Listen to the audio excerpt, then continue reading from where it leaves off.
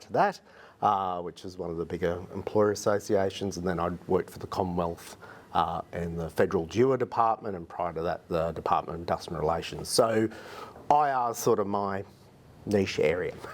So today it's just an opportunity to have a bit of a refresh.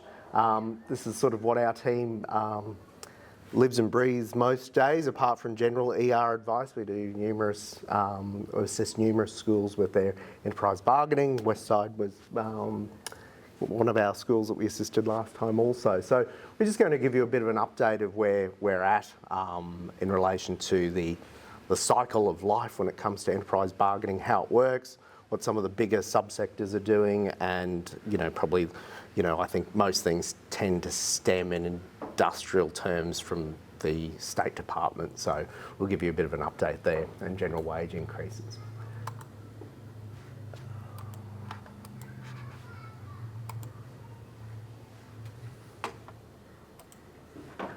Okay, so here's a bit of an overview of what we're going to do today.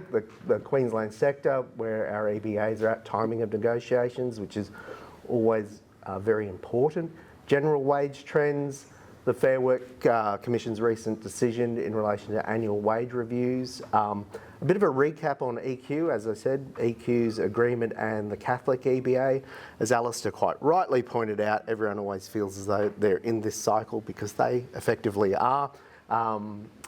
And I think it's important you almost keep track of things even in those years that they're off, because you can fall behind and become sort of maybe unfamiliar with some of the trends that are happening.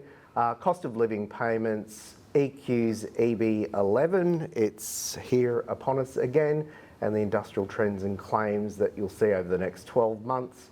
On that last section, as school leaders, HR professionals, you'll be aware there's been a plethora of changes to the Fair Work Act over the last 2 years. And Alistair and I had a quick discussion beforehand, and I think at this stage there's a lot of wait and see for a lot of those provisions. We don't see a lot of case law around it, but so a lot of those are sort of designed to intertwine with enterprise bargaining as well, so we're seeing a lot of claims around that. But please feel free if you've got questions. We're a small group today, so if you've got questions during the session, please just ask. This is a snapshot of where the sectors are at. So at the moment, what we know of the department is that they got 3% this year. So that's all we sort of know as far as the biggest sector goes. So they'll start, and I've got a slide that I'll talk to their timeframes for that. So at the moment, we're sort of not really too aware of what's going on too much into the future. The Catholics settled their agreement. It was approved in January this year. It feels like an eternity ago, but it was only this year. They had often do have very protracted negotiations, even though the independent sector and then subsequently the faith-based school sector are quite different. That tends to be, when you're negotiating, one of the most significant sort of outcomes, because they're the union that negotiate with our schools. So the Catholic sector, they have just tied themselves to the increase that will be settled with the department next year. So their agreement does run until mid-2026, but they probably have no greater insight than we do at the moment. And then the two subsequent negotiations, as far as the biggest subsector agreements for independent schools, are the Anglican and Lutheran sectors. So their negotiations are still on foot. I have some anecdotal information that I hear about those increases, which are quite significant. So they've been fairly, I say so much protracted, but they've been long negotiations, and they've been on foot for some time. And the PMSA, which is probably not a large subsector, but it's probably the biggest, apart from the Adventists actually, probably the second biggest agreement that covers a group of schools. So that's where we're at in the circle of enterprise bargaining. The dog is wagged by, the tail is wagged by the department. So really we'll see a lot more emergence of what's happening once we see the department negotiations, which are some ways off, and we'll also have the complication of a new government in that period of time. Oh, sorry. That's wishful thinking. We'll potentially have a new state government to which they'll be negotiating, so the timing of that, you'll see will coincide with that.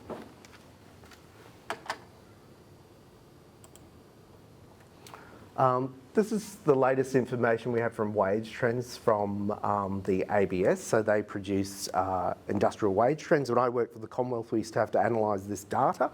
So, so you can see there,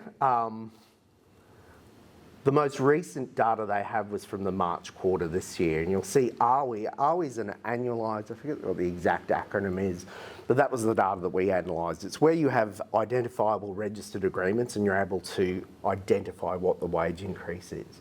So you're seeing in the March quarter, December quarter last year and September, we're up around 4.1, 4.4. It is coming down. This is a massive amount of data, but so the Fair Work Commission does do a more granular version that does it sector by sector, as does this report. But generally, that's what we're sort of looking at. So it's come down to 3.9 as far as the annualised increase. And then CPI, we have seen it coming back. This will be relevant for the COLA situation. I don't know if any of you are aware of the COLA payment that the state and the Catholics got, but it was based against a CPI measure for Brisbane. So we saw inflation tracking down, and now we're gradually seeing it spike, which will be relevant, and I'll go into that in a bit more detail for the state school sector and the Catholic sector as well. But these slides will be available if you want some further information as well.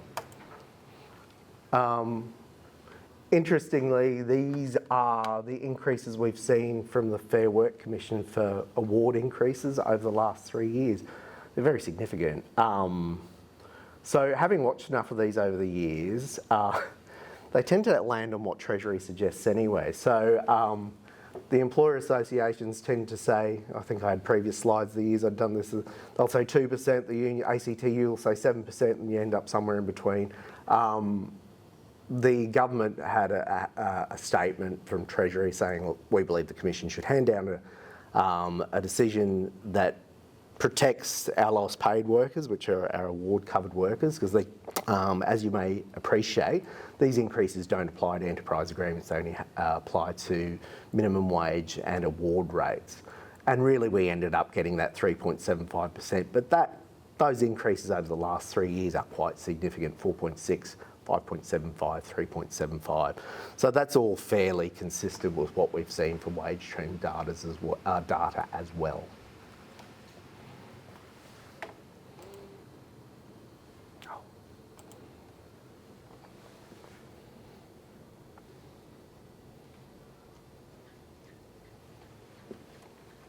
Ethan?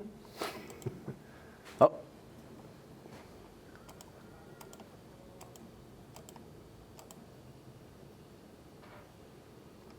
So this is just a bit of a recap of what the state had, because I do this and immersed in this information, but maybe some people in the room aren't. So this was the catalyst to significant increases in salaries and wages across the schooling sector, and it had ramifications across the whole state. So in my role, I catch up a couple of times a year with my counterparts in the various AISs, and at the end of 2022, this EQ decision reverberated through the other states, and it's had a flow-on effect where we've seen other states having to bump their rates. So there was this fairly triumphant call from the QTU. We now have the best paid state school teachers in the country, and there's, of course, for want of a better term, a bit of brinksmanship, is that's now subsequently changed and other states are starting to leapfrog us. But this is where we saw the 4%, 4% and 3%. So the 3% is the last known increase that the state school teachers had applied from 1 July, a couple of weeks ago, and the cost of living payment. So as far as significant cost impositions, they were the big ones. Cost of living, I'll give you some more detail on that, or the COLA payment, we can sort of unpack that a little bit. But the 12.75% superannuation, and that's, there's no requirement for a co-contribution for them to achieve that. So these are consistently the three things that we'll see as headline issues in negotiations. The 12.75%, it probably was of no real consequence to the state because education and the police had mandatory co-contribution, so they were already paying 12.75%. So for them to remove the time when they did this agreement, when cost of living was a highly publicised issue and a politicised issue, they removed that requirement for them to co-contribute that 5%. Theoretically, it probably has some downsides because it doesn't deliver what actuaries believe you need for self-funded retirement, which was that 17.25%. So when that deed was set up with the state government, it was the idea that eventually we'll have self-funded retirees for those people who start their working life, which I didn't, with compulsory superannuation. That's the magic figure that gets us to self-funded retirement, or you just earn a lot. But yeah, so we've seen that permeate through our sector as major claims. This is just so you've got access to the slides. So the COLA pay, or to this information if you want it, the COLA payment is really an acknowledgement, and it's drafted specifically to say we provided this in the agreement years. We provided a 4%, 4%, and 3%. In the first year, it was based, the 4% was at the end of that agreement year, if the CPI measure for the Brisbane CPI measure, I don't know why they use Brisbane specifically, because I hear schools and regions complain about it often. If it was greater than the increase of 4%, you would receive a lump sum payment up to 3%, but it would have been at the starting salary. So what happened at the end of, or mid last year, it was a 4% agreement year. At the end of that period of time, inflation was running at 7.6%, so they received that full 3% payment. Last year, however, the agreement provided 4% again, and inflation was tracking much lower. So there's a lot of schools when I spoke to, when we were doing these type of discussions last year, I said, I think it's a case of now, if Treasury has it right, it's a bit of a case of now or never, because there's a strong possibility that inflation won't be running at that percentage or that rate for that measure. And that was true. So the state schools and the Catholics received, because they bound themselves to the same arrangement, received their 3% in 2023, but they didn't get a lump sum payment this year. That COLA arrangement applies for the life of the agreement, so this year will also be a consideration. So the increase this year was 3%. So they'll be looking, I guess the Treasury and maybe a new government will be looking closely at what will we do? Are we up for another payment? Because there's a massive cost imposition across our public service in particular. But we saw inflation trending down, but it's now trending up. So there's a possibility that there will be some form of COLA payment next year, unless something drastically changes. Any questions? I think I've gone through that, how COLA works. As I said, it's a bit of a wait and see. It's not going away in enterprise bargaining. Those COLA payments maintain, they're maintained as claims, even to the extent where a lot of the catch-up agreements that we're seeing have had to have greater increases to catch up to state sector. So, anecdotally, with those two major sectors and the Anglicans and Lutherans, their agreements expired some time ago. The wage offer, I understand, from those two employers is 555. So if you were to draft a COLA payment in the same way, it may be quite difficult for them to achieve that. So what I've seen from the union is that we just want 3% for the 3% that we didn't get in 2023. So it's just, they have to represent their membership. So, yes? I just want to check, where you've got base wage, it is just their base wage, not allowances or anything built on top of that? Yeah, just the base wage for the teachers, yeah. Yeah, so,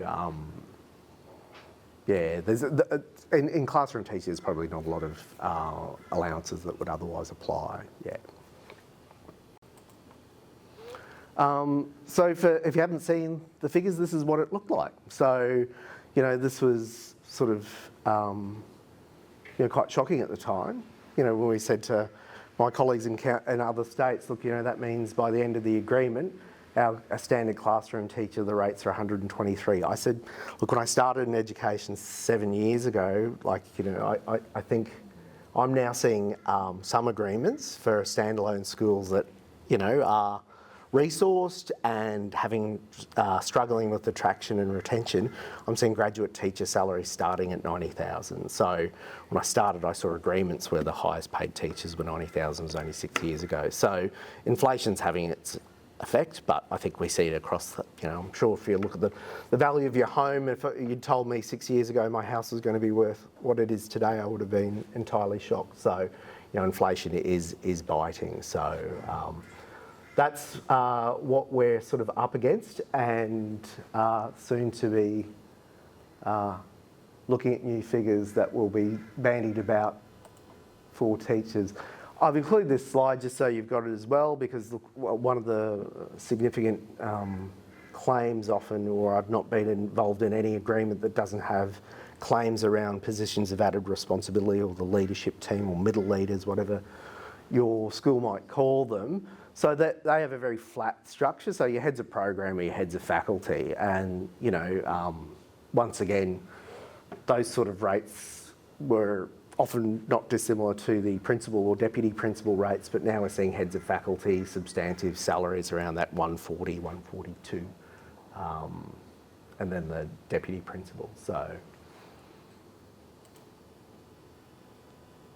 and lo and behold, as I said, a bit of a recap on the Catholic agreement, so the circle of this is that EQ does their agreement, they consult with, I'm sure they do consult with the IEU. So the campaigns we see are very much orchestrated in collaboration with those two unions, but pretty much well led by the QTU. So a very protracted agreement for effectively what was the same financial outcome. So there was a lot of toing and froing, to the extent that I understand, around other things like teachers' time and workload pressures. But they handed it, interestingly, the Catholic teachers and staff received the 4% increase in 2023 or 2022 prior to the state school teachers, because state laws are different when it comes to enterprise bargaining, because there's arrangements around. I haven't worked in state laws since work choices, but they go to their executive. So the agreement's settled at a union government level, and then they kindly let the staff vote on it. But so that effectively meant the Catholics say, okay, this agreement's done. We'll apply that 4% while we still can. So they received their increase, and then they said, oh, we'll match it. So they did the 443. So if you can imagine, there's a 2022, it was 4%. Last year they got 4% and 3%, an exact same COLA. So in 2023, when that CPI measure came through, they got a 3% lump sum payment. They similarly didn't get one this year, and they've bound themselves to the increase that'll be negotiated by the department for next year. So as I said, their agreement does extend to 2026, but if anyone has agreement fatigue, it would have to be the Catholic employers, because they're just constantly negotiating for 18-month periods. So at least you can look on the upside of being in a standalone school, that you may not have to do it that long. Yes. Similarly, they had removed themselves. Their co-contribution scheme was exactly the same as state. So they agreed to, it's just a flat 12.75. The superannuation was significant, and still is, most significant at the time of this agreement being struck, because super guarantee was still accelerating. So we've moved to 11.5% super guarantee this year. We'll move to 12%. So for those schools caught up at that period of time, like that, those percentages will be big. 0.75 is still a large percentage increase, but as super guarantee increases, I'm finding that schools are just less concerned about that, because they budgeted for super guarantee anyway. So we've got 11.5 this year, and we'll move to 12% next year. In saying that, a lot of schools have continued a co-contribution arrangement.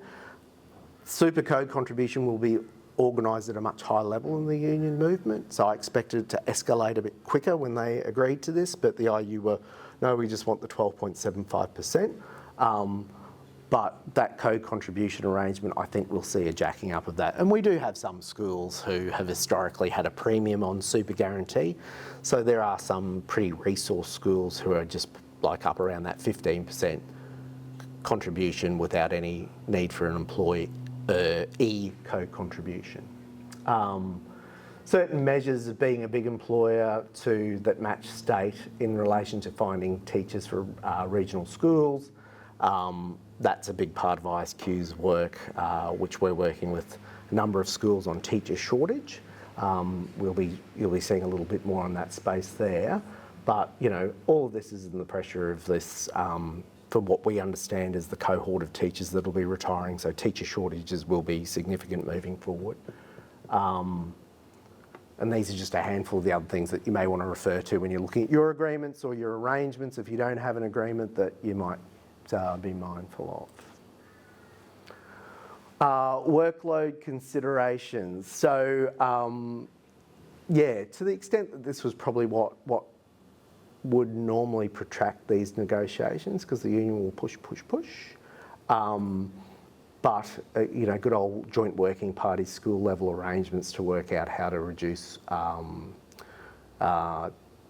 pressures and workload pressures on teachers. So those things will be going on in various schools now.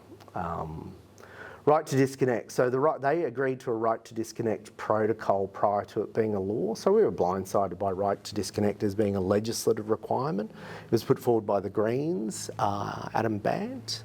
I think there was a deal done on other things that I don't think it was actually on Labor's radar to include it, but we now have right to disconnect provisions. So they were early adopters of this, as was the state. Surprise, surprise. But now it's legislative from Monday. And that's going to be a bit of a wait and see process. So they've agreed to protocols as to how that works. If I'm absolutely honest, I don't think the union's being completely destructive about right to disconnect, but it will be an evolving space. The Commission was tasked in relation to right to disconnect in the Fair Work Act to provide guidelines on how it operates. And also to include provisions in the awards. ISQ and the other AISs did submissions in relation to what we'd like to see in the awards, and it became pretty apparent that the Commission wasn't minded to do too much apart from reflect what was actually in the Act. There was different views across the states, but having come from some of the bigger employer associations, I just thought nothing's really going to happen with this. I was fortunate enough to have an audience with Deputy President Ingrid Asprey at one of the law firms recently, and I think the statement, she was on that full bench that was part of that, they said, look, we don't want to create any unintended consequences, so we want to see some disputes about this before we produce the guidelines. So to a normal employee, you go, oh, that's a bit, you want to see disputes, but that's the nature of industrial relations. Probably doesn't shock me as such, but I think they need to see how it's going to work. I still hark back to the notion that they've introduced something called working hours, which isn't defined. So I think in relation to right to disconnect, and we're having a lot of schools saying, do we put in a policy? I think schools are pretty good at this now anyway. It really comes down to remembering, and I think a lot of people in the room will know, that you're not prohibited from trying to contact the person. It would really come down to whether you're injuring them or it's an adverse action claim, which is what it's designed to be if you discipline them for not responding to that communication. So I think people are getting a bit headstrong into how it will work. It's going to be, you don't want to be the one who's in the dispute, but someone will be. Even in our sector. So, as I said, the more I deal with schools and I hear about their policies about, you know, time frames to respond, because the big focus, I think, or one of the main issues will be around like that third party contact, which in a school is parents. So, you know, I think, as I said, most schools are really good with having policies on the expectations for responding to parents' time, but the union could create a rod for its own back if we start trying to define scopes of hours for response, because as we all know, you know, teachers do a lot of hours. Some will do that at school, and some may be the type of teachers who, just because of their circumstances, probably don't stay long after the bell.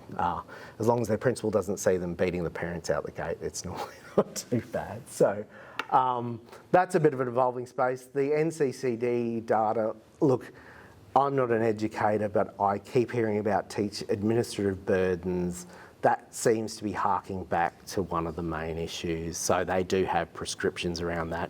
You don't want to get within cooey of agreeing to that. As a big system, they had to agree to something, and it's full of, for want of a better term, sort of weasel words as to what they'll do at a school-based level to address the pressures of NCs, because all schools will be different depending on their cohorts of students.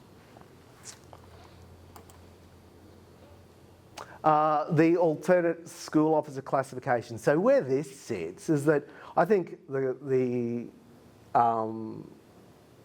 union had been promising school officers since I was here.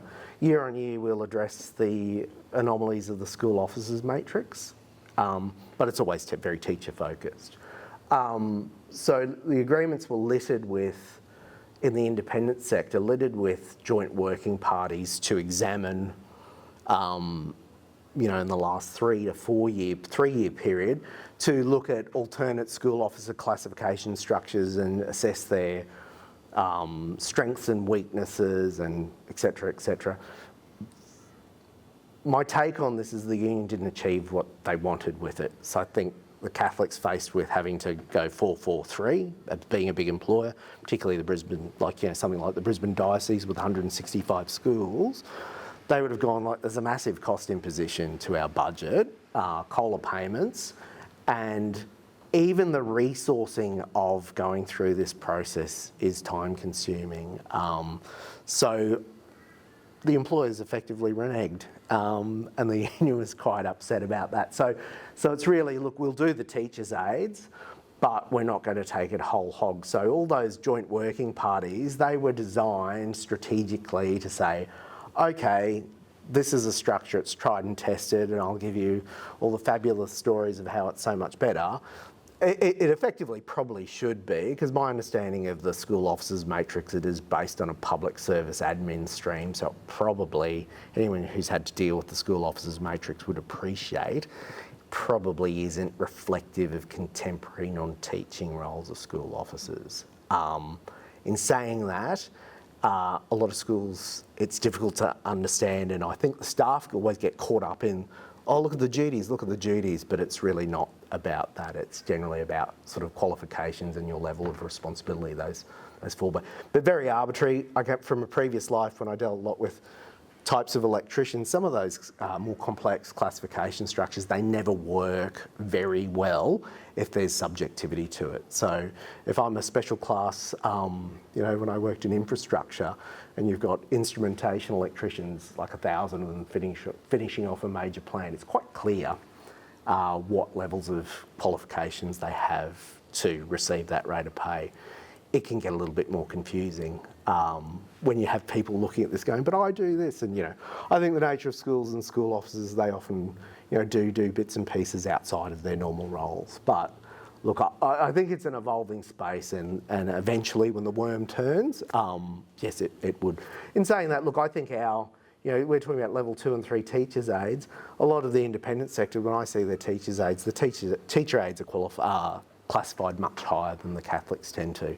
So, you know, I think the unions, some of the officials said to me, some of the Catholic employers are infamous for underclassifying people. So I think our sector is much better at acknowledging those learning support teachers' aid people, staff, and how they classify them.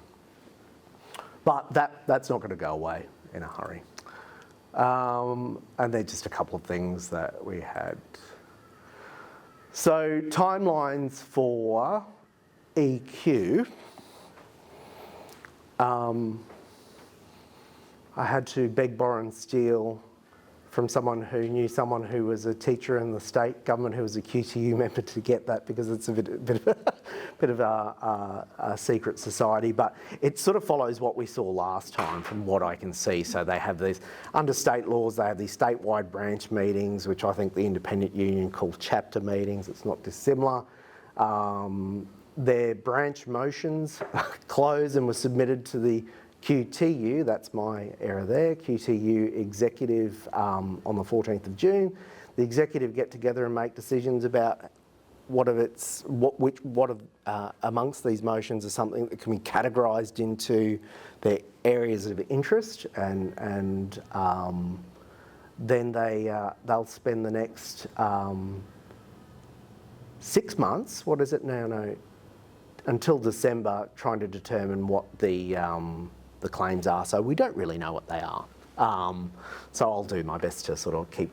You can be almost 100% certain it'll be around teacher time because it's their number one campaign.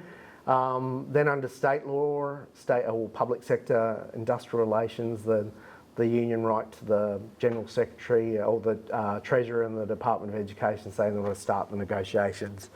They have an SBU meeting and hopefully they're all done and dusted by the 30th of June 2025. And then they go off and draft the agreement and it takes months. As I said, I think it took a further 6 months from there last time. So, but it'll be interesting politically if there's a different government and also by virtue of the fact that, you know, state government is probably slightly more broke than they were last time as well. So, I'll talk on what I think may be the increases that state are considering, and I've done projections for schools who are in this period of time and looking at a 3-year agreement without much visibility of those bigger employers at this stage, and I'm doing projections based on 3% a year, and the union hasn't bristled about that yet. So. It's unlikely to be back around the 2s, but I don't think it'll have a 4 in front of it, for what it's worth.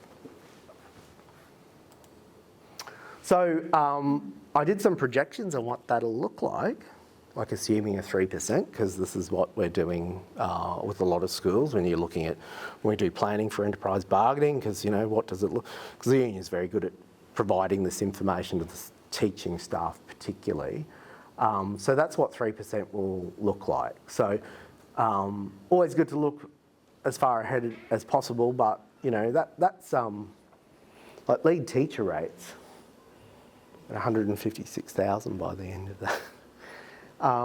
It's the sleeper, particularly since the government is pushing for more hat and lead teachers. We haven't seen that many, but there's a significant salary increase. So I think I could go around the room and say, which of your middle leaders in the schools are on that? That's more than our deputy principal line.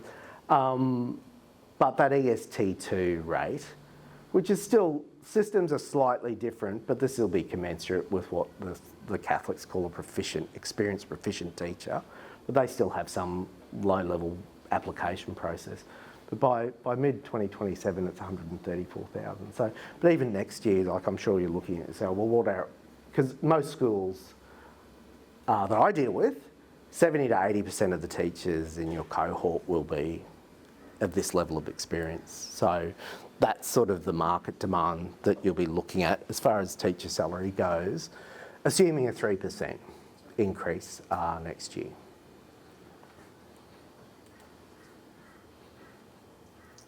So we've just got a couple of slides here that deal with, this is what I think, well I know schools are bargaining will be faced with as far as claims. There's a couple of slides here.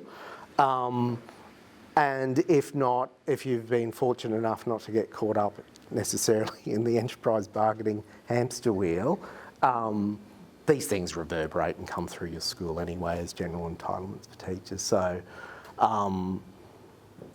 So increases align to state schools of 443. So when you look at those, so for example, the Anglican and Lutheran sector who I'm sure would like to have had more engagement with the union. It probably wasn't in the union's interest to have that settled before the Catholics. So the circle of agreement negotiation that I can see that keeps getting pushed out by delayed negotiations are state, round up Catholic employers, independent employers thereafter. So we're in that phase of, standalone schools will, because of, which has its pluses and minuses, will have a timing of their agreement negotiations which are, determined by how historically it's gone. But when I started, because I track all of the independent sector's agreements, you could always see a glut or a peak year in negotiation post-Catholics. So it was normally designed by the unions to do that. But because we've had 2 prolonged negotiations with the Catholics, everything's been pushed out a bit. So when I talked to my directorship is, oh no, this will be a lull year, and every year I've been wrong for the last couple because things have been pushed out. And it's availability of resources. Sometimes the union just don't get round to schools. Schools will say, look, we're quite happy. We've seen a lot more administrative increases, but once all those pieces are in place, that's normally when they will engage in their campaigns.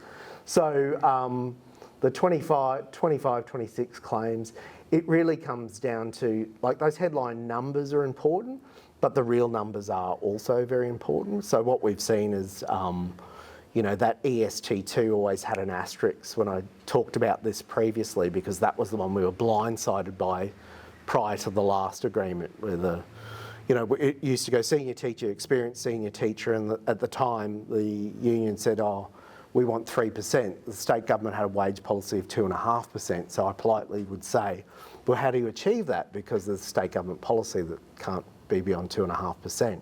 When the agreement was struck, lo and behold, there was an additional classification structure that was 1.53% above that higher rate. So hence providing the 3% that they'd spoken about. So oftentimes they know more than we do. Yes, I think it comes down to a lot of schools have had to look at their structures, because they'll tend to be very much governed by what my colleague, and teachers are very collegial. You'll have teachers in your school, friends with teachers in state schools and other sectors as well. That COLA payment, I really hope the government, whichever government it is, has some starch in their shirt and move away from that. But I don't want to see, it's not great for any school, in standalone school, to be able to budget for that. I'm not saying many schools have been able to do it, but because it's just it's a cost that you're not budgeting for. But I suspect COLA's here to stay, particularly if inflation is still tracking at the rate that it may be next year. We need that to come down. Superannuation at 12.75%, I think I've exhausted that one. Super on the unpaid parental leave. So that's part of the, movement. And that there's, I can understand that as a profession, teaching is, predominantly, it's strongly a female sector. And, this has been an issue for a long time about, because women have pauses in their careers, that their super balances aren't as high. So this is one of the measures that a lot of schools are considering, and some of our schools have considered it, as wanting to be employers of choice, is to keep that superannuation going. So it's really like a 12.75% payment for the year of unpaid leave. Pandemic leave, it's a bit of a fizzer. Some schools have agreed to it now under the notion that if we have a declared health pandemic, maybe the government will do things differently if we have another, SARS-style pandemic. But it's more around that reproductive health leave, which is going to be problematic as well. I have to choose my words very carefully when I say problematic. I think it's an emerging area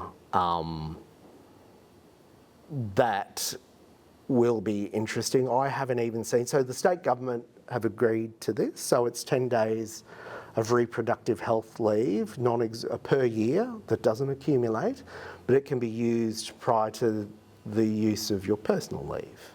So this is also one of those things where I think we will see case law emerge, because the initial responses to schools that rejected this claim were, it will be difficult, and they sort of probably helped by me and my colleagues as to, how do we come up with some responses to why this would be difficult. It will be difficult to make some of those discretionary calls around whether someone's condition is affecting them worse than others. So in saying that, once it's an entitlement in state, it gets legs. So it's going to go, but do you want to be necessarily the first to agree to it? So I think I've seen it in the first independent school have agreed to 5 days of reproductive health leave. This was in the last couple of months, but it's after there's an exhaustion of their personal leave. Do you know if you can require a medical certificate for it? Yes. Okay. Yeah, I haven't seen the government guide. So they do their leave of that style by a directive or direction. So it's not in their certified agreements. They have these big health leave directives. So when you look at those health leave directives, like 5 days discretionary leave, it's all very state governing entitlement. But yeah, it's going to be an interesting space. They were very early adopters of this. So this emerged, and I started to look on the reproductive health leave claim. I always thought it'd be orchestrated at that ACTU level, but no, it was education, particularly Queensland, that was early on it, but it is emerging, and we're seeing it as being a bit of a campaign. So as I said, the world's changing and we just have to adjust our sails with it, but it will be on your radar. It's not going to go away. Yep. Another question. In the rolling out of reproductive leave, has there been a new understanding or uncovering of where people have been? I don't know. Some people might think that that's already included as part of their personal leave. That's a bit grey if you're under the National Employee Standards. Yeah, it's not. It's not an NES entitlement. So it's solely a state government entitlement at the moment, which is by directive, plus one agreement that's got it. So yes, that is sort of the response, is that's what personal leave's from. But it can be being familiar with the school, that the arrangements with the school agreed to it. It was actually a very strong push in a small school where a number of their colleagues were affected. So I was involved in that, and I said, really consider agreeing to this, not agreeing to this, but they went to the board and agreed. So, and I said, at least maybe consider, as an initial step, is to say, look, it's the exhaustion of personal leave first. Yeah. So. Just going back to your question, they are two separate buckets. Yeah, that's what it's intended to be. So, and very early days with it as well, but it's not going to go away. Teacher classification structures, top tier teacher at EST2. You probably just look at how your structure exists. When I look at the state and the Catholic arrangements are the biggest ones, they do look very similar. The Catholic journey's shorter. So it's, graduate, then proficient 1 to 8. So it's, to get to that proficient 8, it's 8 years of service. Then they have a 3-year pause at proficient 8. And then they automatically move to experienced senior teacher, which is the EST2 equivalent, which was that figure that we had up there before. So a lot of those pressures will be around. Traditionally, a lot of the schools would have replicated the application process that came from state, from what I've seen. So, you're seeing your teacher application, which is a pretty low bar, and then you address some criteria to become a senior teacher, then some criteria-based submissions for EST2, and then this pay point progression. Because to go to EST2, so to 1 is the application, 2 is a pay point progression. It's just 3 years of service. So you'll have a bit of a push for removal of that sort of process as well. So schools are considering, look, is it worth the fight? Because look, there are schools and some pretty resource schools who still use that senior teacher or what the equivalent of those claims from the union in the last 3 years that didn't have a claim if it's stated that way for 25% prep and correction time. These are all out of the Catholic playbook, the agreement, by the way. So other measures to address work intensification, 1 day per term additional time release, collaborative time release, school officer classification, the right to disconnect provisions. Yes, I think that's an emerging space. Union delegates' rights, you need to be aware of the fact that they apply now, so that will be a consideration. Limits on class sizes of 24 and additional prep and correction time for composite classes. So I think predominantly if you are bargaining, these are going to be what you will be faced with if you don't have them already. And you never get any thanks for the things you agreed to last time, do you remember? Otherwise, that's it for today. If you've got any questions, happy to have a discussion. Who else is in your team at the moment for us to contact? Who else is in my team? Bonnie and Cameron Young. Bonnie back. Bonnie's back. And Cameron. Cameron's back. Got the whole team. Yeah, so I was talking to Craig. Unfortunately, Mel Villalobos, great loss to me. Yeah, she's gone to the dark side and gone to work for Cath BCE. So great. Well, thanks very much, everyone.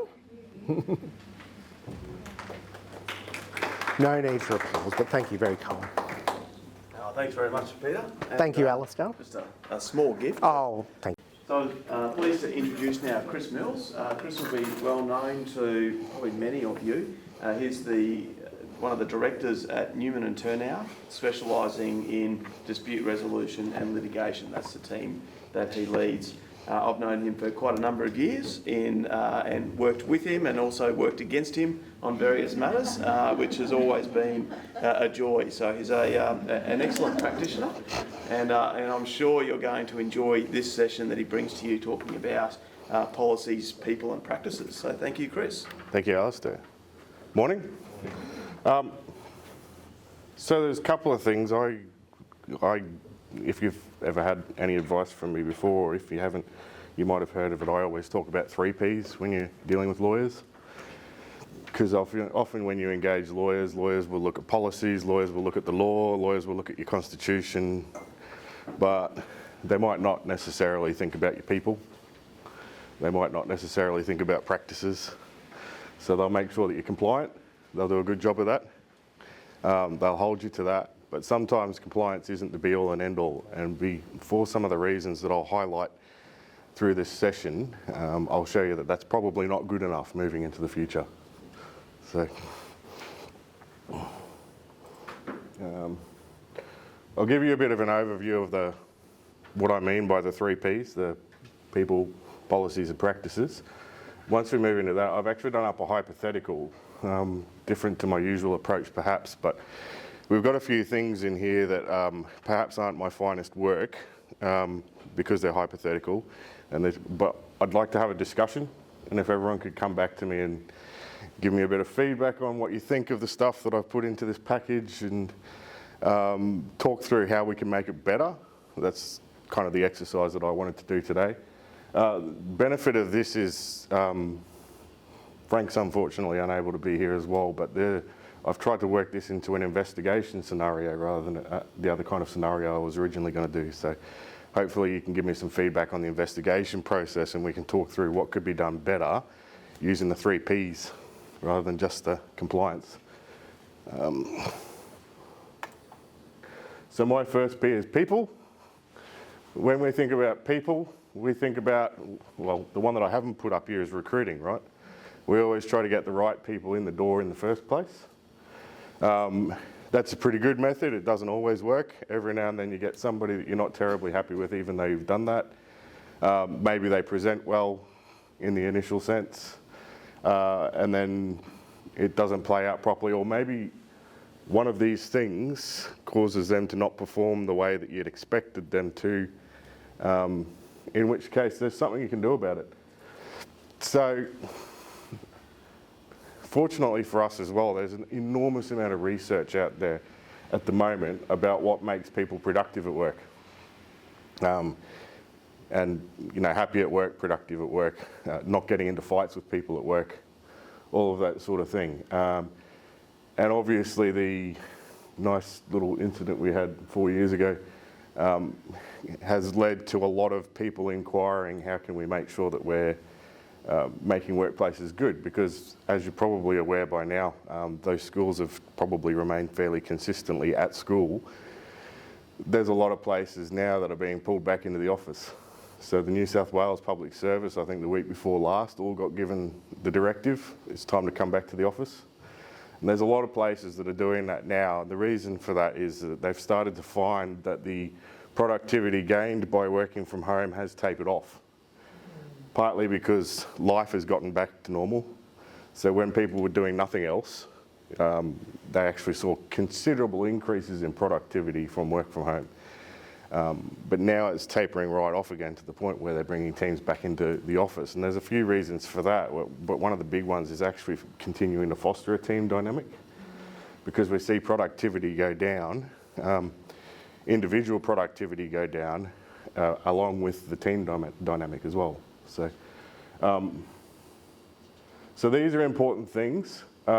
Reporting structure is something that obviously you can document, you can work with, you can make sure you've got the proper legal structuring in place. So that's maybe something that lawyers can get involved in. Culture, not so much. Culture is obviously it's a board job, but it's also a management job, and then it's an everyone job, right? So we want to foster good culture, and detriment to culture is detriment to performance. Conduct and behaviour, again, that can turn into a lawyer's job, can't it? So, but I tend to put that over into the compliance section, which I'll deal with shortly. Mentoring and support, that one's really important. I'll give you a bit of insight into that without giving away any confidential information, but I think over the last couple of years, dealing with workplace issues, and particularly for schools and other professional environments, one of the big things that's come out is the importance of mentoring and support. So if your staff have people that they consistently go to for mentoring and that sort of thing, if, as you'll see in the hypothetical, you cut them off from everybody during an investigation or whatever, that can actually be really detrimental. So thinking about things like mentoring and support structures, which obviously in a school environment, you've got the professional staff of teachers, but you've also got other professional staff doing various kinds of work, right? So most people in a school are going to have somebody that they're getting mentoring from within the school. And it's the same with most workplaces. So Alistair and I are very familiar with that model, because that's how we run our offices. So we're always mentoring the people that we're training. And you see that always in schools. So that's an important dynamic to think about. We'll come back to that a bit later. Obviously there's workspace. These things apply a little bit to everybody. Obviously different people react to them differently.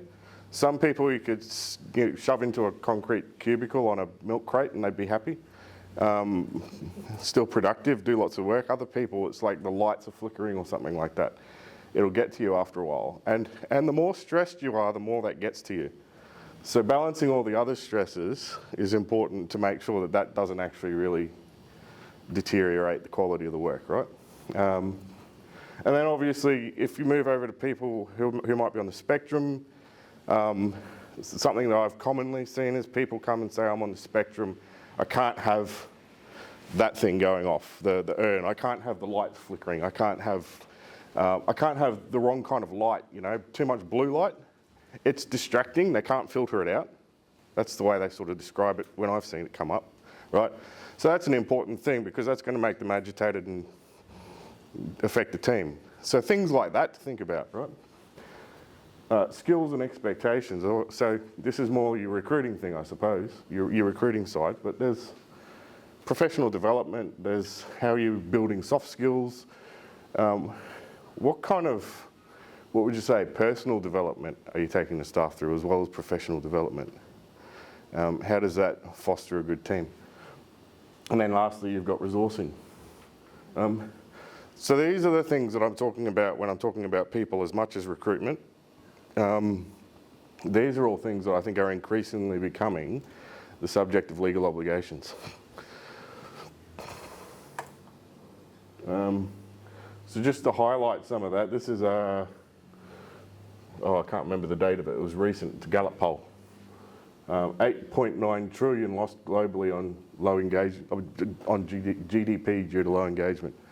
So engagement's a different thing in the literature, but obviously all of these factors that I'm talking about on the last slide can lead to low engagement, disengagement. Interestingly, the literature says that it's actually probably primarily the employee who's responsible for engagement. That's something to be aware of, but you want to help them as much as possible, right? 34% of employees are thriving in their overall well-being. Is that an outstanding figure? 52% say they want to walk out and find another job. Now this is global, it's not Australian, but I think that the trends are reasonably consistent in Australia, from what I've read anyway. Maybe it's a little bit lower on that. I think it might have been 37% in October last year in Australia, but it could be up. I don't know. It's difficult because the job market's tightening a little bit now as well. So that doesn't mean it's okay to have miserable people in your workforce, I suppose, but it does take a little bit of pressure off perhaps. Some more headlines for you. The great burnout is hampering productivity. That was March last year. Stress levels in Australian workers are among the highest. I think they were like number 3 globally, OECD or whatever it was, October last year.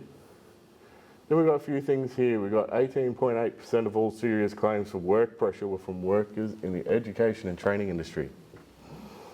32% of survey respondents in this industry reported experiencing workplace bullying in the last 6 months.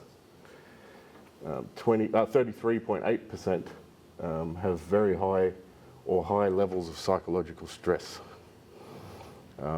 Now again, there's going to be stress factors that are beyond your control because they might come from outside of school and affect the way that things are happening in school. But I guess the critical point of all of this is that we can see is that we're having big hits to productivity, happiness, effectiveness as schools because of people elements, right? So that's an important part, right? So when your lawyers get involved, they probably know a little bit about this, but here's a tip on lawyers for you. Lawyers may well apply their understanding of employment to the way that they advise you. What I mean by that is if you get somebody from Alistair's team or from my team who come in and they have a very vocational view of employment and they care about the people that they're with and they want to foster and develop their team, they might take a different approach to advising you than somebody from a more transactional, let's say, culture. Right, so that's just something to bear in mind as well. Certain firms that have a more transactional culture, you might find that they're less likely to take the people element into consideration when advising you. Whose job is that to filter out? Yours. I'll try and help where I can, but if I'm not involved, I can't do it. So it's you're in charge. Just a little secret when you engage lawyers, not us. We like to think we are, but you're in charge. Policies, compliance, right? You get your lawyers to help set these up, obviously. You make sure they're consistent with legal obligations, but you also want to make sure they're practical. We'll get to practice, but obviously I'm looking at more than just strictly policies when I'm talking about this as well. I want your policies and procedures thought about conduct, risk and safety, complaints and investigations, curriculum, and your accreditation policies. And then every accreditation policy you have might refer to another policy. So every policy that refers to an accreditation policy or is referred to in an accreditation policy. And then there's other things which we'll get to when we do the scenario. Contracts, they impart obligations, employment, enrolment to a certain extent, because obviously the primary function of the school is to educate students. So the enrolment in some sense exerts its influence over every interaction. You've got external events, you've got grants and funding. They're all things that can, you might be able to add to these lists as well. I was just thinking through these things. Registration and reporting, so QCT, NSAB, you'll see, comes up there. I didn't call them NSAB in that because I'm not going to plagiarise their stuff. Blue card services for non-teachers, grant authorities and the department, right? Why am I talking about these? Because I think while these sit in their own category, you need to think about them in the context of the whole picture to be able to do a really good job of setting them up. So don't just go away, figure out what your legal obligations are and then reduce that into a policy. Actually have a think about how is this policy, if we implement it, going to affect people in those ways? Are there things that we can do to make this policy better and more effective? And then there'll be practices, right? So here's a few tips on that. Make your policies clear and easy to follow, readily available. It's all well and good having them buried somewhere on the X drive under several layers of whatever folders you have. Just make them available. Make sure that people know what they are. You know, some teachers are really good. They sit down and memorise them. Particularly more senior people, I suppose, in the school. I've certainly in the last 12 months actually been super impressed by the ability that teachers have to be able to hit policy right on the nose from the back of their brain while they're acting in the moment. You'd be surprised, but if they're not available, they're not going to be able to do that, right?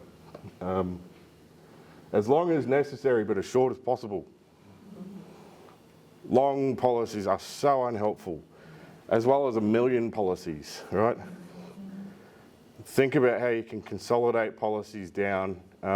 One tip I have on that, which is bringing forward from the end, is just think about where do teachers need, or where do staff need to make decisions, right? So instead of trying to make all their decisions for them, give them the framework for decision making and say, when you make these decisions, think about these things. Take these into account and then make your decision. That's one way that you can actually bring it down, but then also you get consistency in decision making across the board, rather than trying to have to pick up a new policy or go find that or all of these things. As much as possible, just try and set up a decision-making framework with clear directions. Because policies, remember, from certain people's perspective, let's say, but probably from a proper governance perspective as well, policies are directions from the board to the management of the school. So, and legally speaking, unless they're incorporated into contracts, which we usually try not to do, policies are considered directions to staff. So then if staff don't follow policy, they've disobeyed a direction, right? But the point of the policy is to be a direction from the board to management about how to do these things. So instead of trying to go and cover off every single possible situation that you can think of and direct staff how to do it, because firstly, that's going to make you staff realise that you don't trust them. But secondly, sorry, I know that I'm not talking to board members here as well, but people who will inevitably end up advising boards through the process of what you're doing. But it also just, how do you put it, it dumbs everything down. Sometimes the best way for staff to learn is to make decisions. Sometimes those decisions aren't going to be the ideal decisions. So how do you create an environment where that can happen safely and people actually get better and more skillful in the performance of their duties? Preferably, they'll get it right most of the time. But I think, you know, you might be, in some senses, better and creating more intelligent and emotionally intelligent as well, and effective staff by actually giving them decision-making boundaries or road lines or guardrails, and then encouraging them to make decisions within that. And sometimes they'll want to go to their mentors again for feedback on those decisions and all of that sort of thing. But that's a bit more of a, and it doesn't need to be any more risky as long as you structure it right. Too numerous, specific about, yeah, that's the discretion thing, appropriately titled. So if you're going to expect somebody to deal this way when, yeah, like let's say there's a, I don't know, you're worried that a kid has cigarettes or vapes or something like that, let's say, and then you've got a weapons policy, right?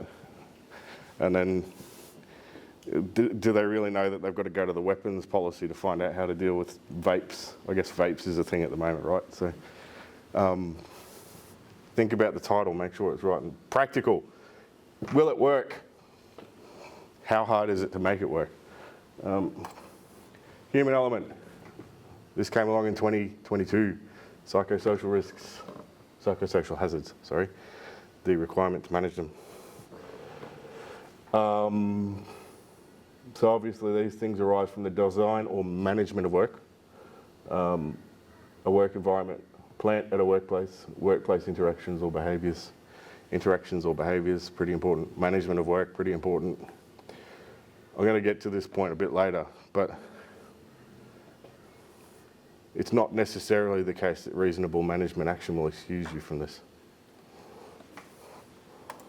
Practices.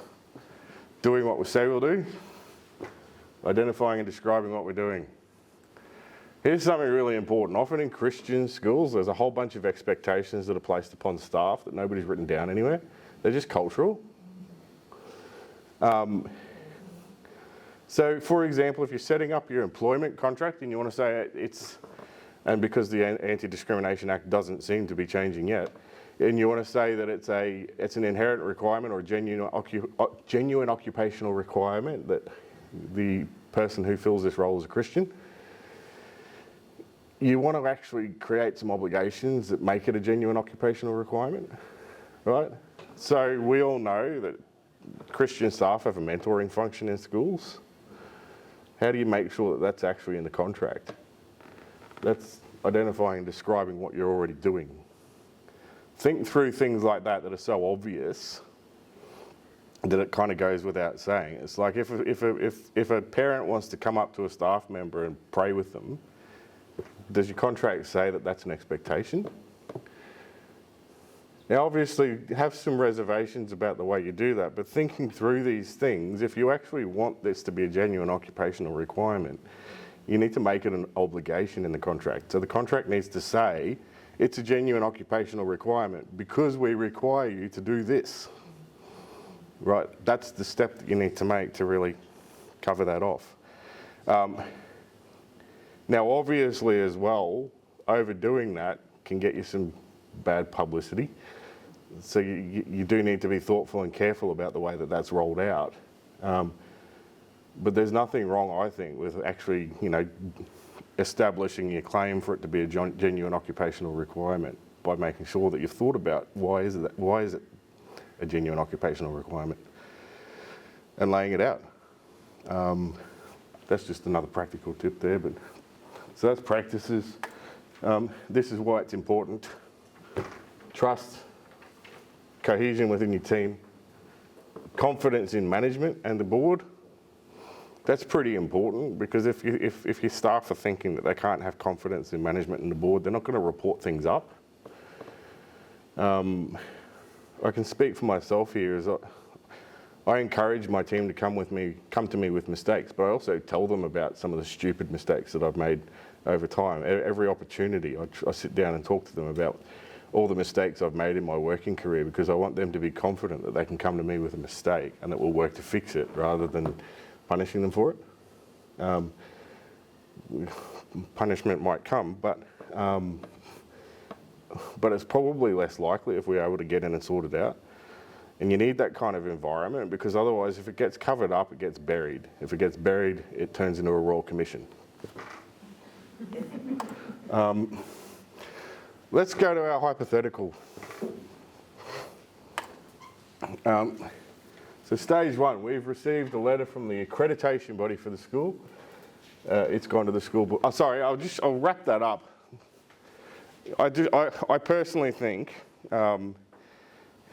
you can follow the compliance approach. You can technically comply with the law. That's all well and good. It'll limit liability and exposure and all that sort of thing. But is it the best you can do?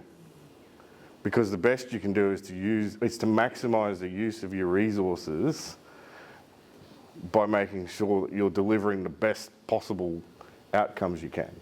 And in terms of outcomes, staff like to be productive. If they feel like they're being held up and bogged down and delayed in doing things, it feels less satisfying, right? So employees like to feel productive. Students will get better outcomes or better opportunities, I should say. Probably better opportunities, but better opportunities lead to better outcomes, right? If you're maximising the value of what you can deliver. So I think, compliance is all well and good, but think about people and practices as well to make sure that you've got alignment between the three so that your policies align with what it takes to have well-performing, happy, safe people, as well as that your policies align with what you actually do so that you're not speaking in code, for example. Like your policy says X, Y, Z, and that's code for something else because everyone understands as part of the culture. It's like, just get the words right. Get all that lined up so that when you do what your policies say, you're going to be effectively dealing with your people. That means minimising the impact of your actions.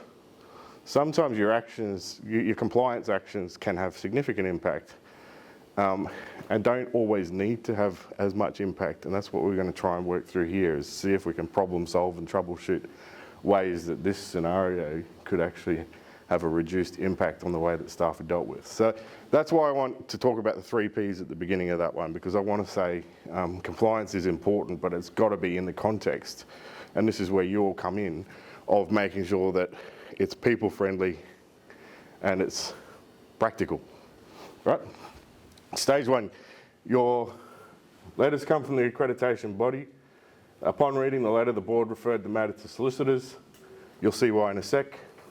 The solicitors have advised the matter needs to be investigated, and they've prepared a draft letter to the staff member. I've taken some liberties for the sake of making sure that we've got something that we can work with today. So I realise there might be some other steps normally in the middle, but let's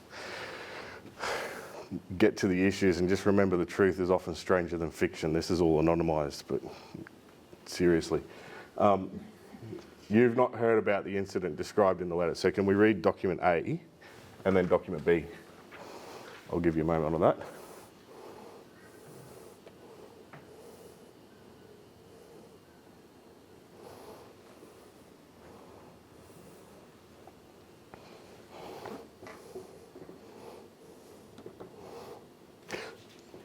Sorry, just while you're going, I asked Ethan for another 15 minutes for this session, just because I was going to cover a little bit of extra content. I hope everyone's okay with that.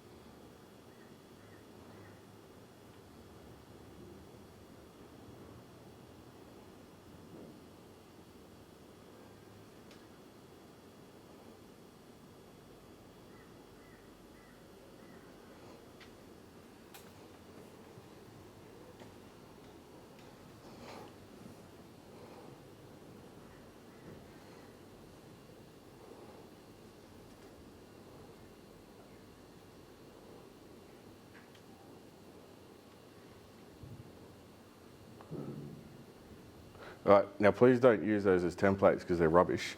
But I'll just throw them together, obviously, to try and make my point. I've got some questions on that stuff, but before I do that, are there any observations that everyone wants to throw out to the room? I feel like it's a very confronting letter to receive if you are innocent. Uh-huh, Would that be true? yes. You'll see. Anyway, we'll keep going. Yeah, it is. It's very confronting, isn't it? Has anyone had to do one of these letters before? Or be part of sending one of these letters out before? Not with this content, but other Yeah, similar sort of things. Yeah, so like, yeah, I've been a bit brutal, obviously, but again, though, comparing it to some stuff that I've seen in the last couple of years, like it's actually, you see this stuff happen. HR people are doing it with the advice of lawyers, right? So yeah, it's confronting. What else?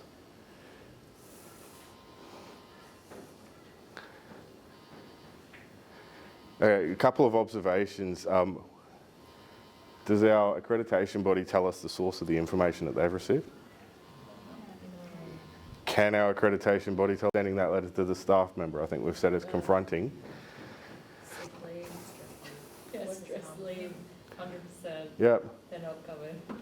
There's They've no got a medical stand down certificate. between Yeah. the, Why is it that you think they'll get sick from reading that letter? Looks like an accusation already. Yeah? Yeah, it looks like, yeah, exactly. Yeah, it's difficult though, because you do actually have to reach preliminary conclusions in order to be able to give allegations, right? Because you need to be able to take what you've received and then turn that into something which is going to be specific enough for the staff member to answer yes or no to. So that's tricky. I think it's probably been done poorly in this letter, which is why I say don't use it. But we'll come to that soon. Other human impacts. I think there's one thing that immediately comes into my mind, that if a staff member read this, that'd be the first question they'd ask effectively. we've also got 2 weeks between when the letter's given to them and when the their meeting's going to be. Yep. So it doesn't imply that.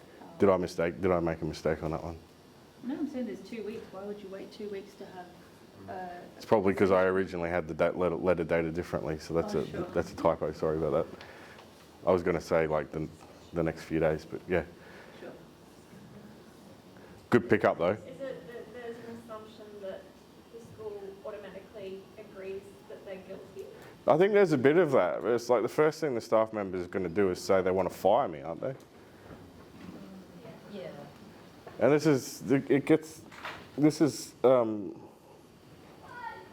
I've had clients who have sent staff members to go and get lawyers,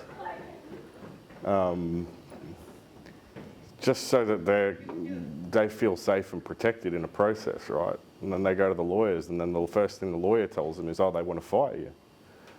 And it's just like, come on. Yeah. So there's an extent to which it doesn't matter how you draft these letters. That's going to be the immediate assumption. But also, I think you can lessen the impact of that and make it less plausible, at least in the eyes of other people, if that's what it comes to. So, looking at that, they're going to say they want to fire me. That automatically creates the us versus them situation. And that comes down to uncertainty about what our objective is in this investigation. So we've kicked off an investigation to find out what's happening, but we haven't put some boundaries around that. We haven't created certainty on exactly what it is that we're trying to do with this investigation, right?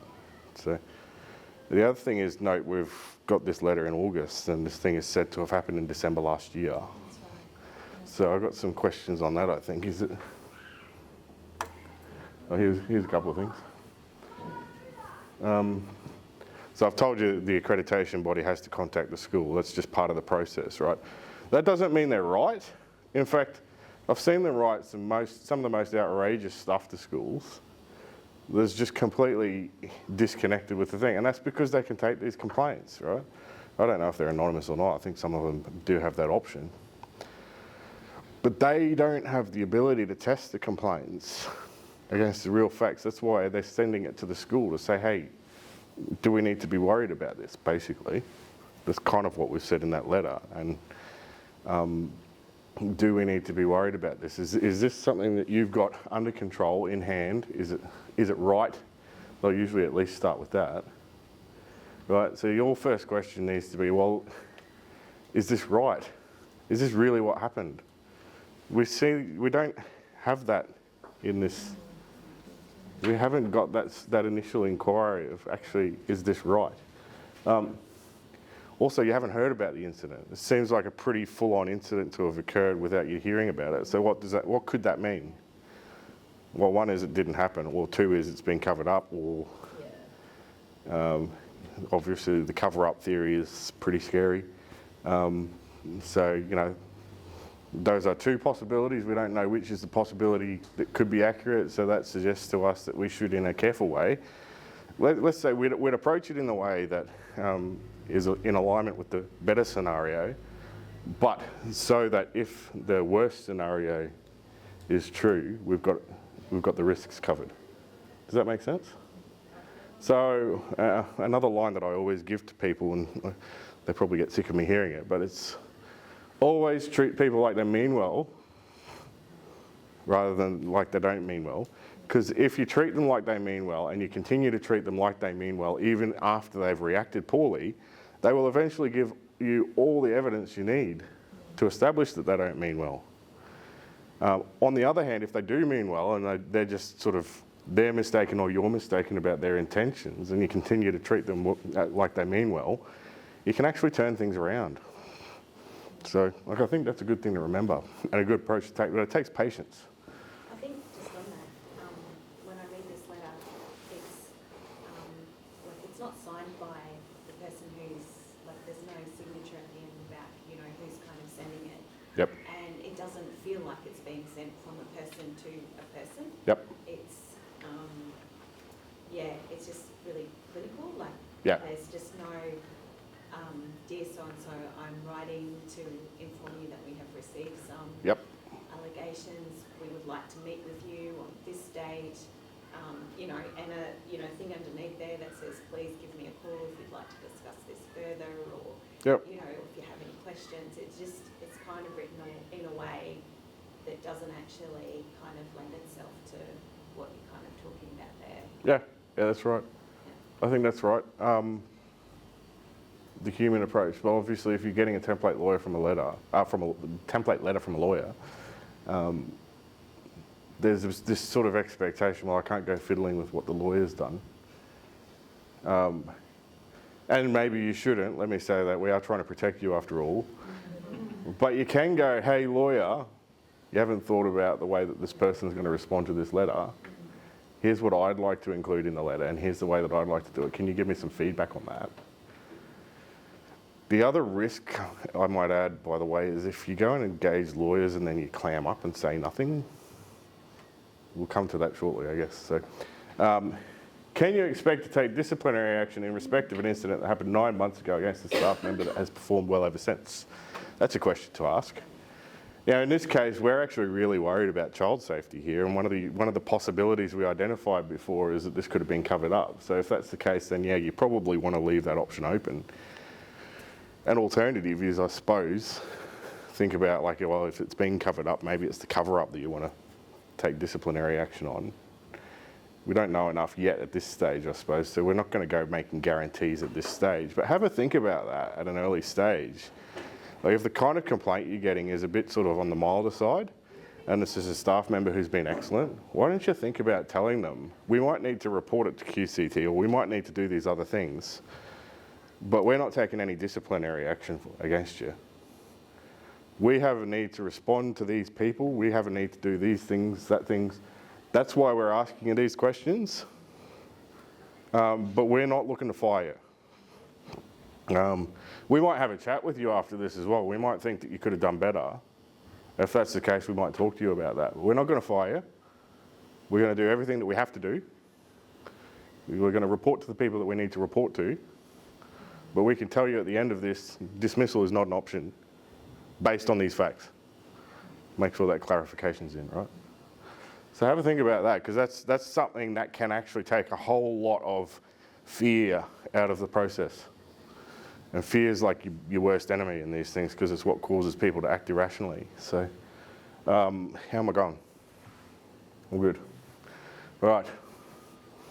So think about that at an early stage in the process, because while at this stage there's no way that we should be making guarantees like that based on what we know, there might be cases in which it's easier to do that, right? And if you're interested in having people who are happy, safe, and engaged, that might be a good possibility, because then they're not. Imagine taking a process where they're otherwise expected to clam up and say nothing to anybody, walk around grumpy and stressed, go home on the weekend and throw up, all of that sort of thing.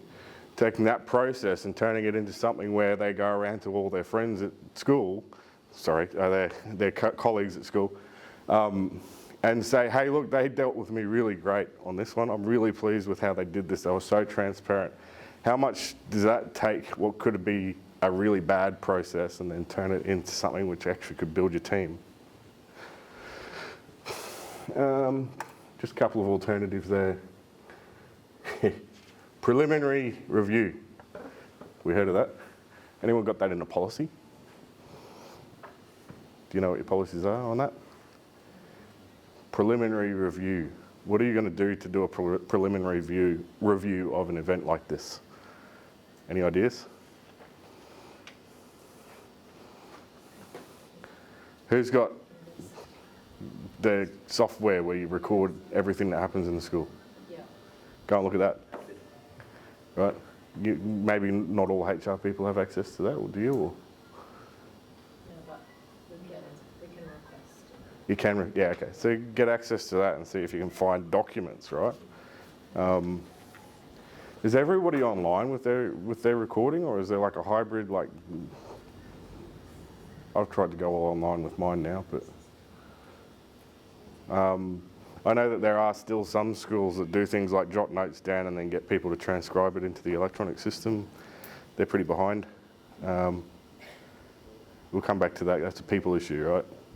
That's a people issue, because if you're behind on your... Okay? Depends on the age of your staff issue. Yeah, I suppose that's a good point too. Some of our staff, it's the older ones. Have you seen these things? Remarkables? I'm so keen because I hate typing, but it actually feels like a piece of paper to write on. Anyway, I can just drop it straight in. It's fantastic. So I've got the best of both worlds, and I'm saving money on paper because file notes are just getting so expensive, right? So anyway, check the records. Talk to senior leadership, because oftentimes senior leadership will have little nuggets of information that they haven't necessarily shared with you, because they're busy, obviously, not because they're trying to hide things. But like, you know, they've come across something along the way there. They've said, oh, yep, that's all good. It's registered, it's fine. There's no need for them to worry about it. And it's not until you actually go back and prompt them that it comes back to their memory. So talk to them about it.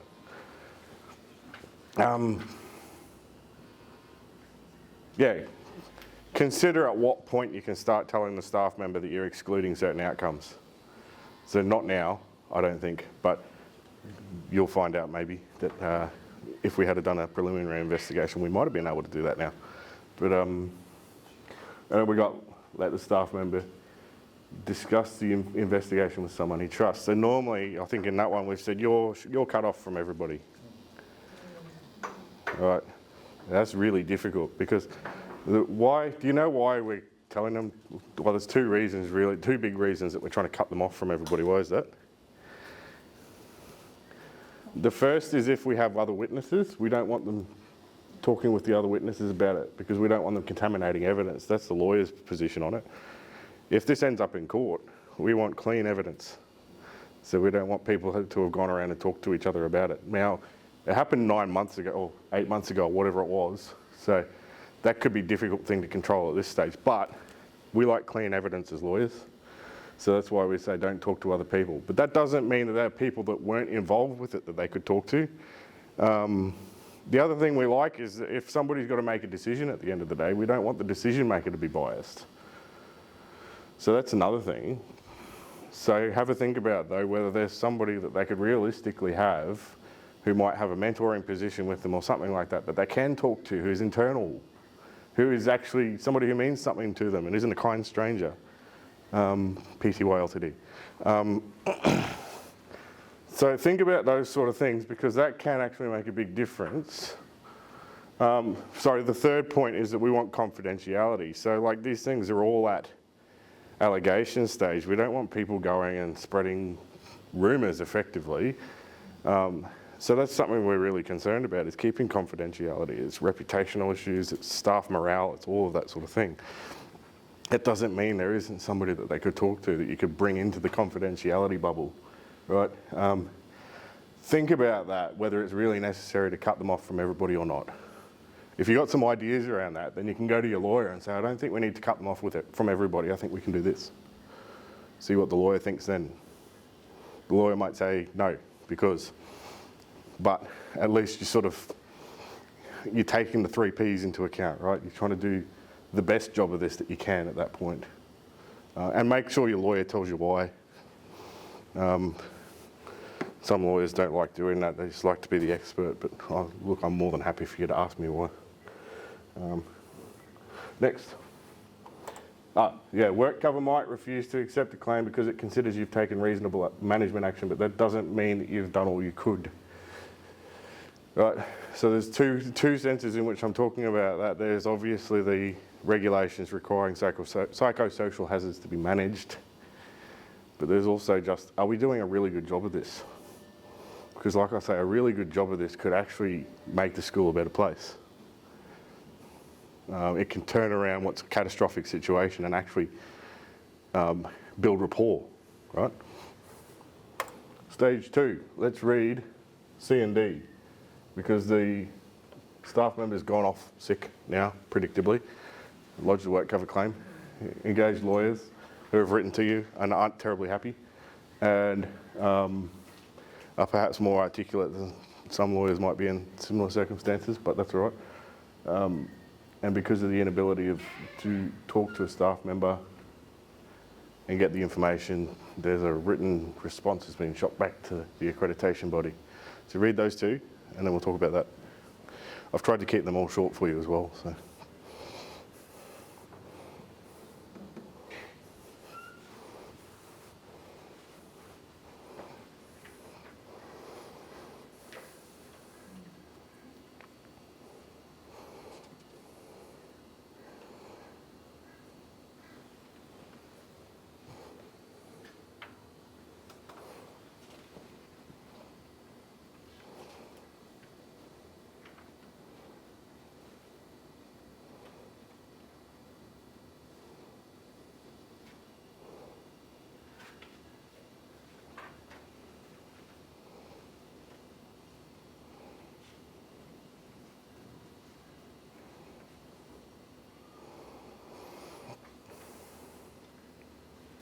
Right. I know some people might still be going, but I'd like to try and get to the punchline.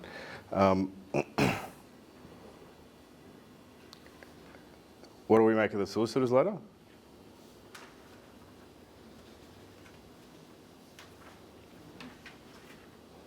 Fair? Unfair? I would question identifying the male students, but Yep. It's difficult in those circumstances because it might still be necessary to enable a proper response. And as long as that letter remains in the confidentiality bubble, then it's perhaps permissible.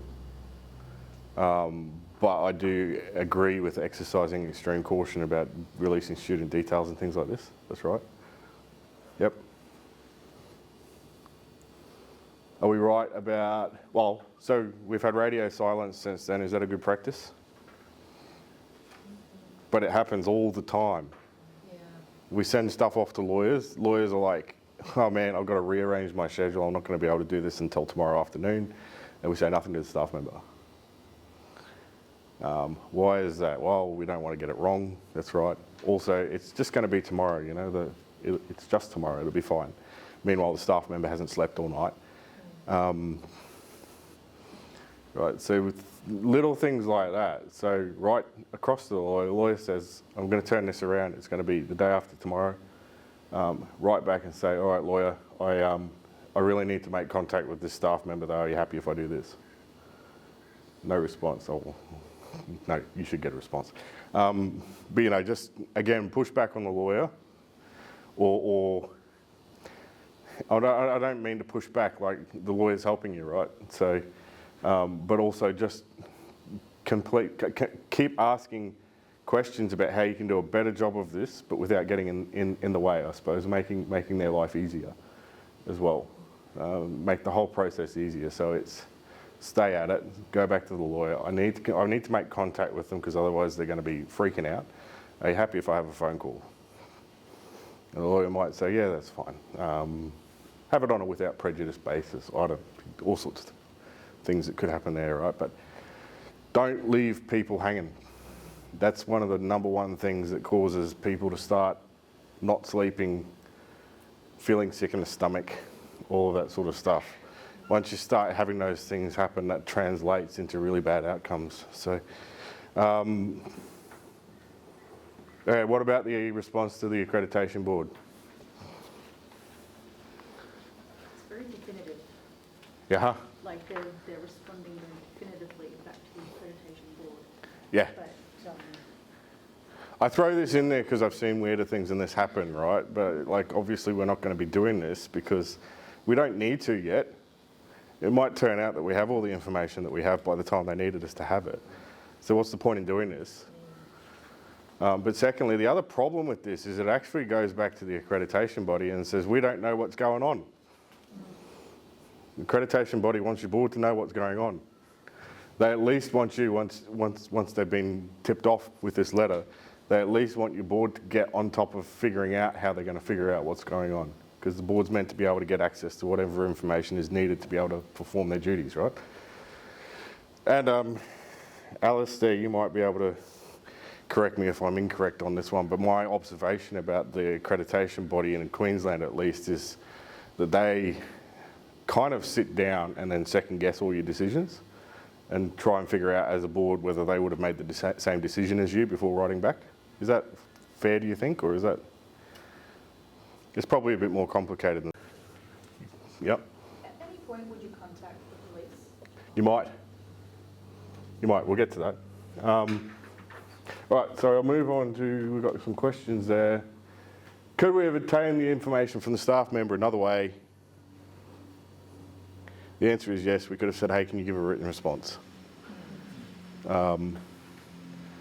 Other than what we've discussed, what could have been done to prevent this situation? I think we've probably dealt with a lot of that. So preliminary investigation, make sure you get the facts. Was this the best way to have handled the response? No, you should have waited. You should have used the time that you had available to you to see what information you could get, and you shouldn't have gone back to the accreditation body and said, we don't know what's going on. Because that's not the response that they want from you.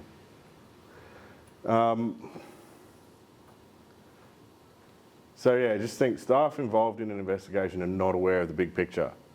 They get this thing, they don't have context. They don't know whether they can trust you. So do things that build trust as much as possible. Eliminate things, explain things, all of that sort of thing. Sorry, can I have another 5 minutes? Is that all right? Okay. And don't let outsiders boss you around, right? You might have the accreditation body or you might have somebody giving you directions and all of that sort of thing, but at the end of the day, you're responsible for your role.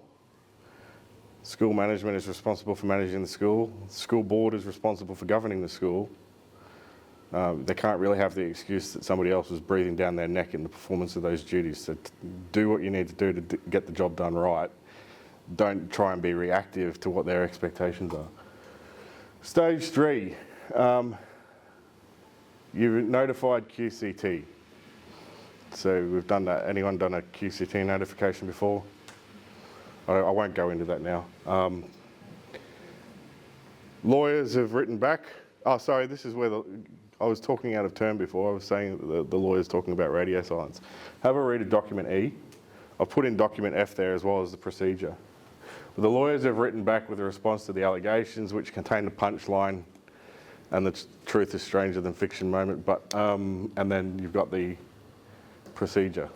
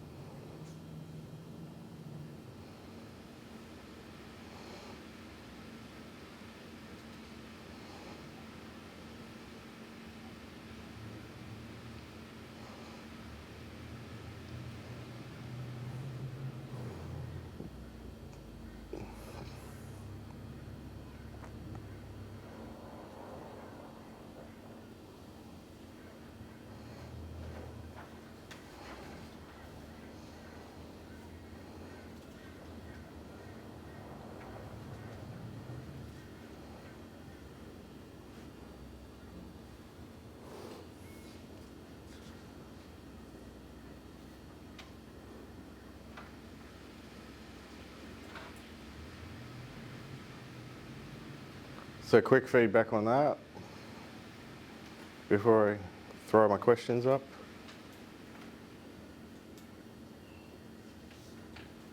Could have saved a lot of time if they just asked him for his version of events in the first place. Yeah. That's another thing that I didn't discuss is just have a chat with him. Again, we get a bit hesitant to do that because we don't want him reacting badly. But I mean, how much worse did he react because of the letter? Perhaps you don't know these things. When I investigate child abuse matters, I'm consistently surprised to find that people who I think are just going to hang up on me are actually quite eager to address the issues. Because they don't like the idea that this sort of injustice is being done. They actually want to be able to tell their story. And that goes both ways, right? So I'm not taking that from a particular perspective or making any value judgments there. But oftentimes, witnesses who don't agree with the story would like the story corrected. So that's just the thing to be aware of, I suppose, is that we all think that they're just going to react badly if we come to them and say, hey, this is the allegations that have been made, but sometimes they're actually just really keen to address it. And if the shock in the moment of receiving that information during a conversation is part of an issue, the follow-up is that they can immediately address that by explaining the situation the way that has been explained in this letter. Right? So that's the other thing, is we've got to be really careful not to overreact. Try and get a bit of a big picture of the situation first. So again, we could have spoken to the principal because the principal knew about it. We've got a situation here where there's been some handwritten notes done that haven't been uploaded to the system yet. I wanted to raise that as a people issue because that's a system that hasn't been kept up to date and it's not really good. It's not been really effective. So it doesn't support your people properly. So that's a thing to think about in the mix of all of that. That's a management system. And that's something that could actually lead to a psychosocial risk. So that's something to think about there as well. So if we sort of work through our 3 Ps. Now, what about the policy? Does it do enough, do you think? Should it do more? It sets out some steps, but he's got to this point, obviously, where the Uncle Bilbo, has come and said, I want you to do this thing. I want you to do a search. I want you to make sure this child's safe. He's really sort of been quite demanding on it. Like, I want you to do this. Is that covered by the policy? And does it need to be covered by the policy? Are there any thoughts around that? The staff members taking discretion, and because it doesn't give enough clarity around, like what you were talking about before, creating those boundaries to make Yep. decisions, he hasn't got that, and he's made a decision based on an external person presenting what they think should be done. Yep. So does the decision to follow the uncle's request breach the policy? Or as the procedure, let's say, because I haven't given you the full policy. It talks about medical treatment. Yeah? And it talks about contacting the police. Contacting the police, So yeah. I've just spoken to the parents, if they still have concerns, if they're following this strictly, they will contact the police. Yeah. So maybe it didn't follow the policy. And ask the parent to attend the school because they should be present for a search, Yep. a body search. Yep. So there are some things that are imperfect about this one, but at the end of the day, the thing that's happened, fortunately, didn't cross the line into touching the student. So maybe that's better luck than management, but so there's certainly a learning opportunity here and a debrief to be had. But you know, at the end of the day, the conduct. Maybe it's the sort of conduct we could look at it and say, well, it didn't follow the policy exactly, but it did result in a good outcome because we were able to sort the problem out before it became really, really serious. So how do we adapt our policies then, mate? And this is not a question we can answer today. This is a rhetorical question, but it's like, how do we adapt our policy then to take that into account? So, you know, learning opportunities, I think that's important. I might pull that up there. I had other questions, but here are some of the things you can be thinking about, I suppose. Enhancing trust, maximising productivity, ensuring compliance. There are simple, more informal ways that you could have gone about doing preliminary steps prior to advancing it to a full formal investigation, I suppose. And while this is just an example, like I say, I do see these things happen, that people get reports that they get really worried about. And because they're really worried about it, they treat it really seriously, and then they try to take the police approach of taking the indirect way of getting to the issues, right? Sometimes just get at the issues first. That can be really helpful. So, and again, it depends on what information comes back. But like, who would have been suspicious because the staff member immediately just went on work cover leave? Sometimes that tells something, but sometimes it just means that they're really worried about what they've received, right? So that's difficult. So you've got to again assume that they're doing that they mean well, and that they are going to do well, right? So anyway, I gave a little bit of a list of strategies there at the end that we can go through, but that's all the things that we've discussed anyway. And here's a shameless plug. So, all right. And that's me. Are there any other questions that anyone wanted to raise before I go back to my office and sort out the rest of my jobs for the day? All good? Smiles? Happy? Good. Fantastic. Thank you for having me. Thank you very much, Chris. I know what it's like to want to get back to your office, so we will let you, unless you want to stay for morning tea, because we are about to break for morning tea. But that was a really informative session. A lot of fresh ideas in it as well, that some of the things that I even haven't been contemplating lately. So it was. I would have liked to have come a bit earlier this morning to actually mingle with all of you, and however, quite a few things have happened. They usually do on a Friday with my school clients. It's the busiest day of the week.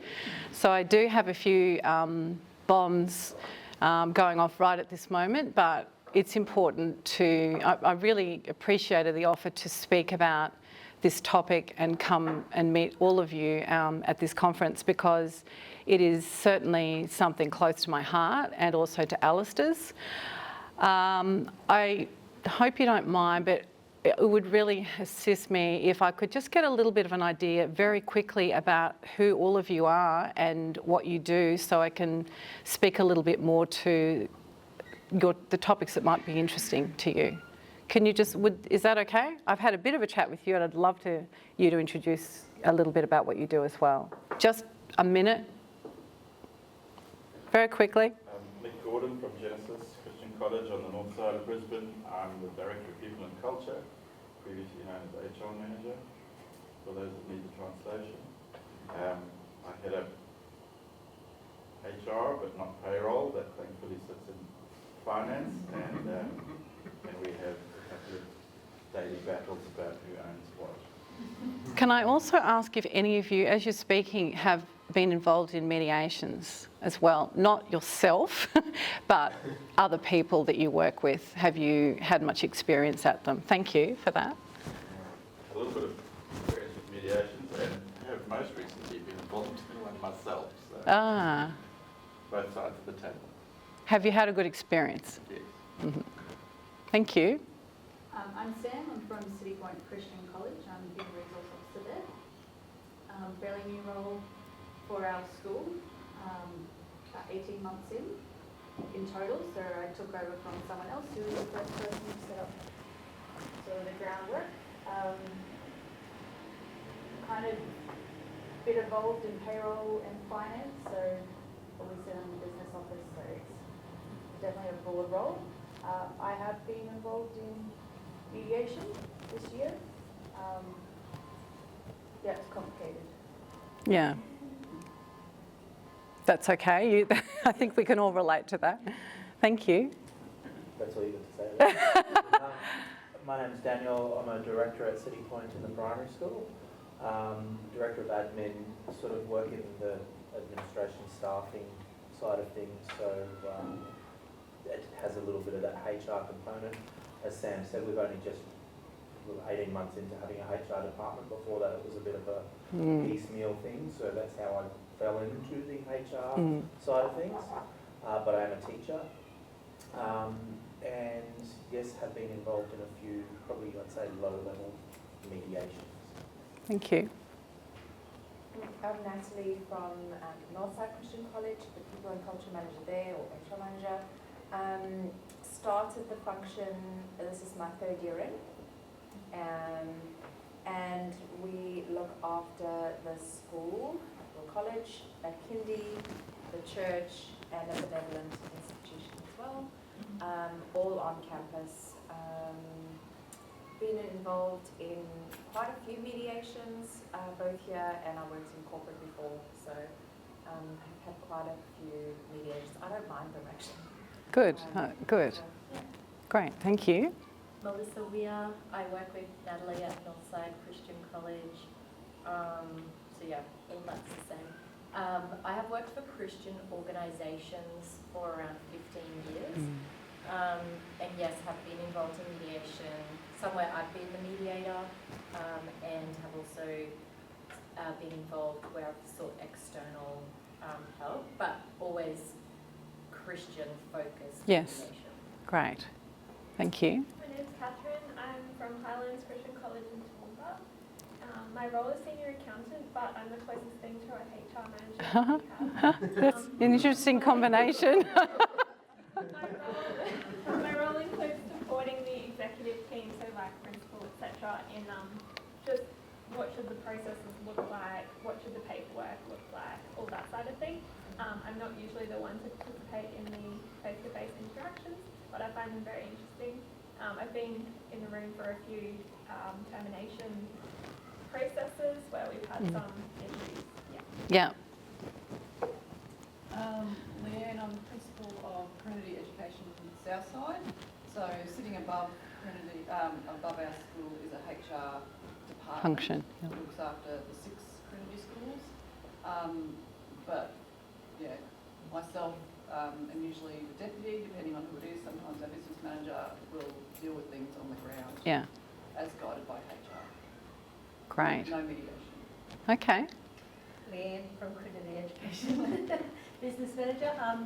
Have been in mediation a couple of times with some staff a while back now. Okay. I'm Kerry Anglin. I'm Deputy Head of Secondary here at Westside, practicing lawyer and mediator, and I've only done mediation in family court. Okay. Bit different. But I see the skills here. Yeah. I'm Kellyanne Dorset and I work here at Westside as a HR officer. And my experience in mediation, I've only been here for coming on 2 years. And yeah, my experience is in state government. So yeah, interesting to hear from a Christian perspective. Yeah, I'm Matt. I manage HR and compliance here at Westside. I've been here for 7 years and done some minor to moderate sort of mediation here, and then a bit similar in Queensland Health for 10 years prior. Excellent. Thank you. I appreciate that. I think some of the discussions that I generally have around these mediations really focus on the fact that most people would agree that the complexities in our workplaces are increasing significantly with each year. I think a lot of that is connected to generally how difficult potentially life is for most people these days. There's increasing compliance issues, there is changes in the legislation. Most employees are pretty aware of what their rights and entitlements are. But generally stress levels, I think, seem to be at an all-time high, and I can't see that changing in the near future. The particular interest that Alistair and I have, and we have a couple of other mediators at Vicare Law, is that what we really bring to the table is, as practicing Christians ourselves, we bring a different perspective and also an independent perspective to a particular workplace conflict, which we think gives us an edge in terms of gaining the trust, because trust is a really significant issue when you're looking to mediate somebody's dispute or a number of employees' dispute. If you don't have the trust and you don't have the confidence of the people that you're speaking with and you're trying to help, it really doesn't move very far from that. We're all so lucky in this room, and I feel very lucky myself in terms of the fact that we work in Christian schools. I work in a Christian law firm, so we speak the same language. So, and another thing which I'll be talking about in the context of some of the slides is that the idea of people being able to come from their own positions which are often quite intractable, to understand other people's positions, and also most importantly to feel like they're being heard is such, it's just an incredible process to experience for even a mediator. But what we also and that's when positions can change. We've seen it happen. It's just the most incredible experience to be involved in. Why we think that it's important, like I'm hearing from some of you that you have been involved in mediations yourself within your organisations. I think that one of the potential problems with that is that you're a known quantity. So you know the particular people involved, and that idea of, or the important premise of not being biased can sometimes be a bit hindered. And also, you already have your extremely challenging job to deal with generally anyway. So to be bringing on extra elements of stress it's not necessary. It's actually the importance of having an independent party can really be quite rewarding. Now, I am going to get back to topic. You're probably all aware that Corny and Lind is now Vicare Law. That's happened fairly recently. Very exciting. It's nice to have some focus following quite an interesting and engaging process with the directors, whereby we worked out where are we in 2024, where do we want to go, and everyone's on board, which is very exciting. Same team, same mission. We're still called to deliver just redemptive outcomes. We do a lot of not-for-profit and charity law, but we also have a very big employment and discrimination space, and we are growing our mediation offering because the need is definitely there that we see from our school clients. We have a Sydney office, which is very exciting, particularly for the newbies, or for the young ones. We're hoping that some of them can take that opportunity to go to Sydney. Now, I wanted to mention a couple of passages just to bring us into that space of how people are feeling when we're getting to this stage of considering what do we do? Are we looking to investigate? Are we looking to performance manage? Is this something that we can do prior to getting to that point? And I do believe that the mediation needs to be something more in people's sort of focus, because it really is quite a special and unique mechanism that can just transform things.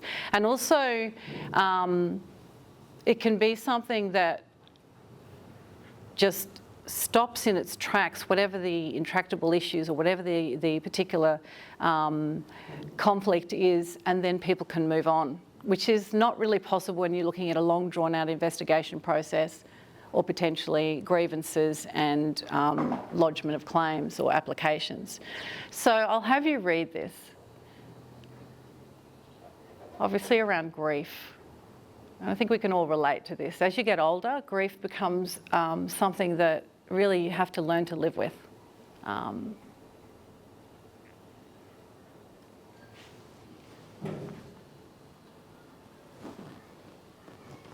Matthew.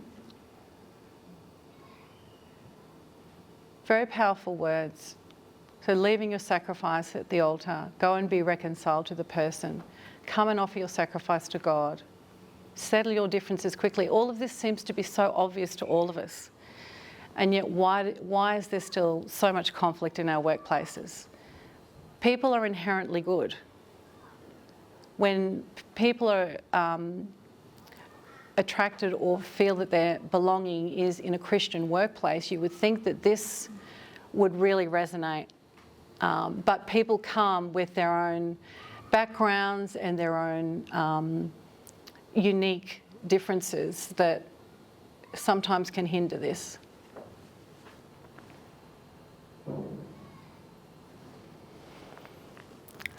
Actually, before I get on to that,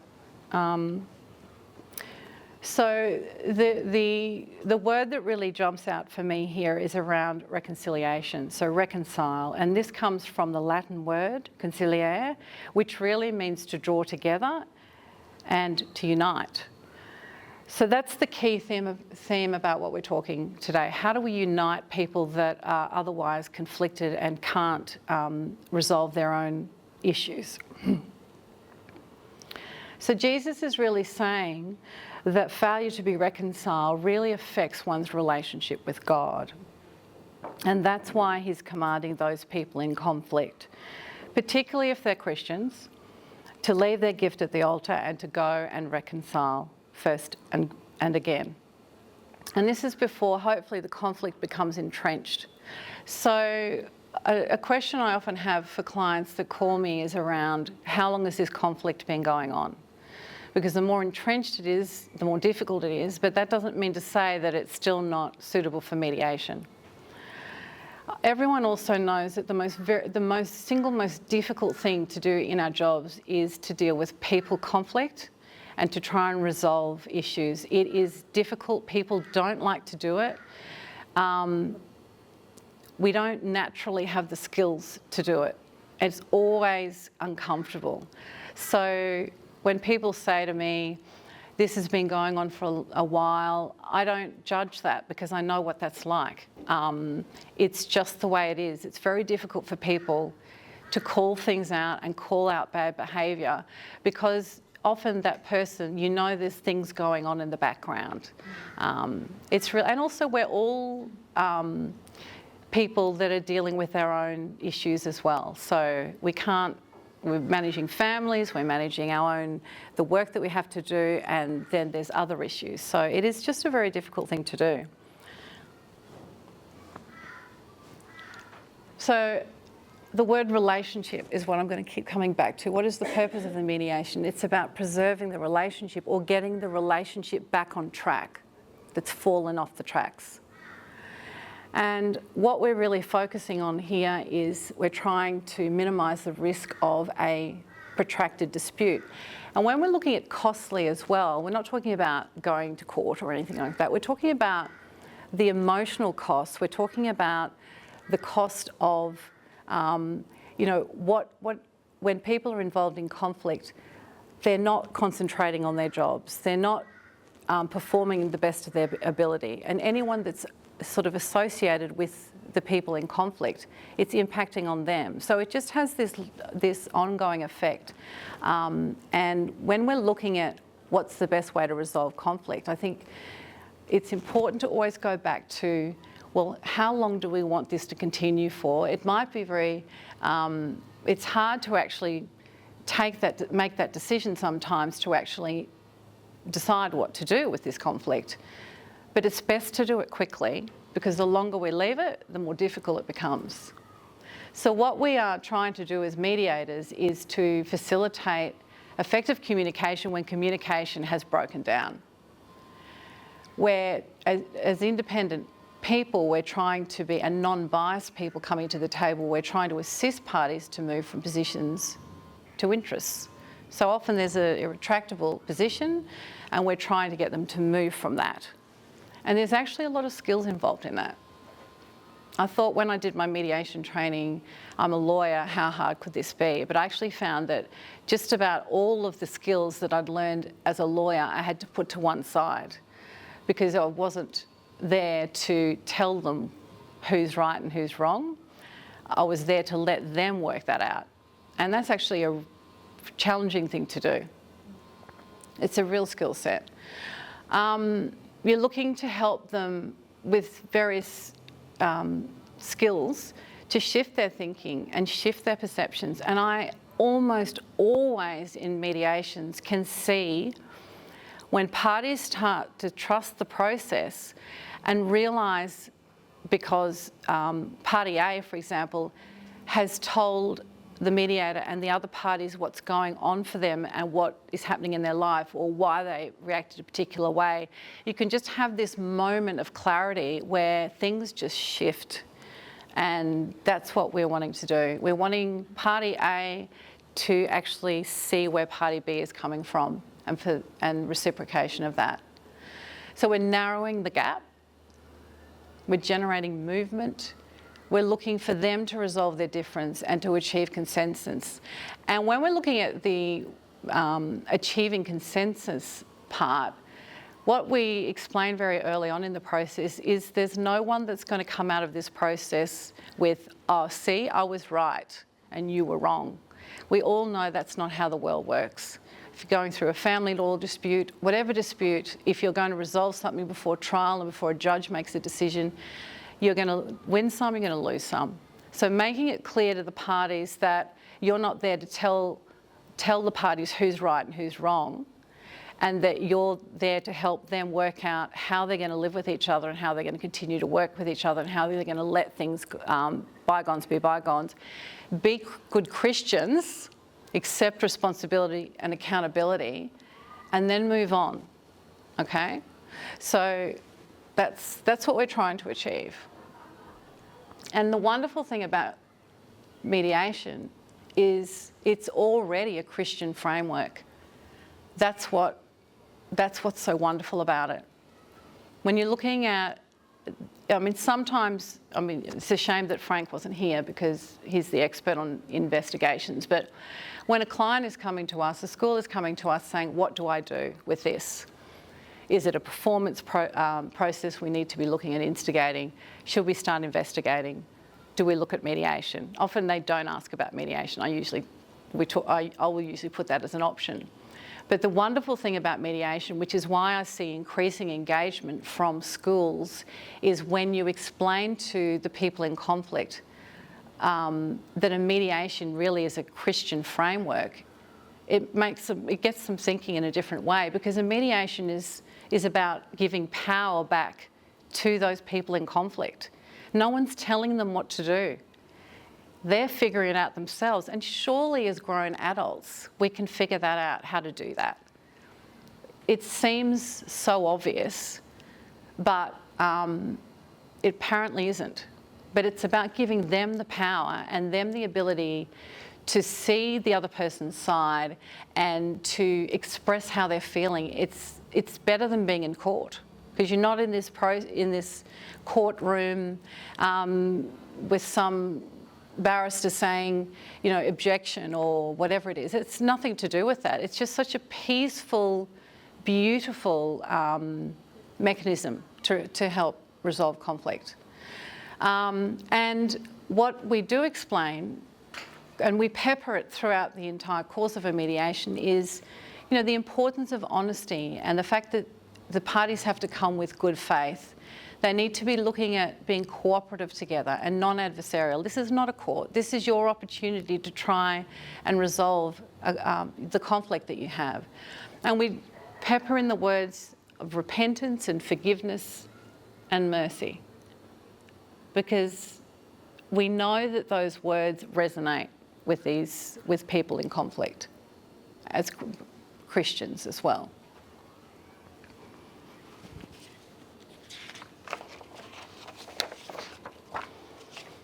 Okay. So there's some incredible skills that come with mediation, and I think most of us fail pretty much at the listening, active listening. That's something I need to practice.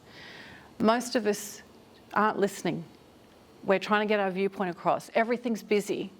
Can you just listen to me? I just need to tell you this, right? No one's listening to me. Active listening is so important. Every single day, I try and improve my own active listening. Reality checking. Reality checking is around, that concept is around, okay, well, you know, if you say that this person is, you can't work with this person and that person just needs to be put somewhere else, or whatever the issue is, we'll go, well, who's going to do that job? That means you're going to be doing that job yourself. We'll need to find somebody else. It's about, when you're looking at the reality checking, it's like giving different scenarios around, it's not a simple answer, and you need to take some responsibility for what that answer can be, and how perhaps you can create some ideas that we can work with and talk about, okay? So again, the issues of, or the beautiful words about forgiveness and holding on to truth, personal accountability, love, patience, justice, compassion, those are words that I bring into a mediation process all of the time. And it's probably not something you ordinarily would see, right? But you can bring those words in. And it's amazing how when you bring these words in and you talk about personal accountability and you put on people that perhaps we need to look at things in a different way and come back to the aspects of ourselves that is so critical to who we are, which are Christian people.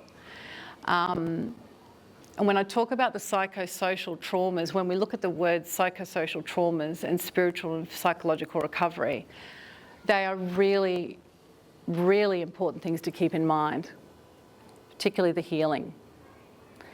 When you go through a process of mediation that is successful, it actually has the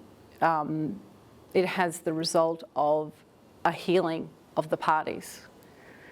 Now, if you don't say any of these things, no one sees it, no one understands it. When you name the things that are going to be happening in the room and you name where you want everyone to go, they actually go, oh, if you don't say it, they don't understand it. It's really quite interesting. They think of a mediation as something I have to do because the school's told me I have to be involved in. But it's not. It's something much more transformative.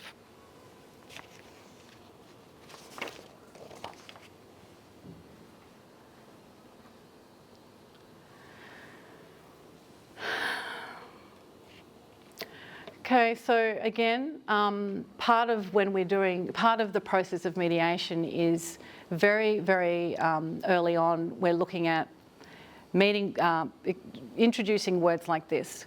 So what happens in our mediations is I always, Alistair and I always, whether we do it together or we do them singularly, I always meet with each of the parties, and that can be up to 3 or 4 parties, and I make sure I allocate exactly the same amount of time for each of those people.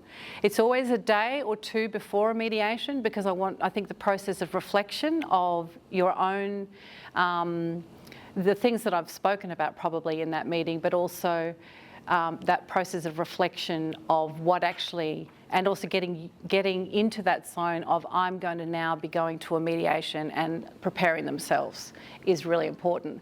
So usually an hour and a half to 2 hours of speaking to each individual party, one after another. It's important to have the same amount of time. And in that, that's when I talk, so probably for the first 10, 15 minutes, I'm talking to them about what this mediation process is going to look like and what do they need to think about in terms of where they want to be at the end of it, and whether they're prepared to truly immerse themselves in the process with a view to getting through at the other end and things changing. Do they want that? I think that they do. And almost always they say yes, but they'll often say if that person does something or if that person changes. But it's a start to the conversation. What we speak about in those individual discussions is about acceptance of responsibility. It's really important that, so one of the questions I ask at the beginning is, do you want to remain at this school? Do you want to remain at this workplace? Is it important to you? And almost always they go, yes, it's important to me. I really love working here. It's just this problem with this person. And I'll go, okay, so if that's what you want, that's great. Your school obviously appreciates and the fact that they've actually brought me in to mediate this dispute means that it's important to them that you can all get through this. But very importantly, we talk about the acceptance of responsibility and how important that is. We all have to accept some responsibility for whatever has led us to this mediation, because if we don't, we're really not going to get very far. We talk about the importance of peacemaking, and we talk about grace. So we need to both, or all of us need to be exercising some form of grace in these discussions.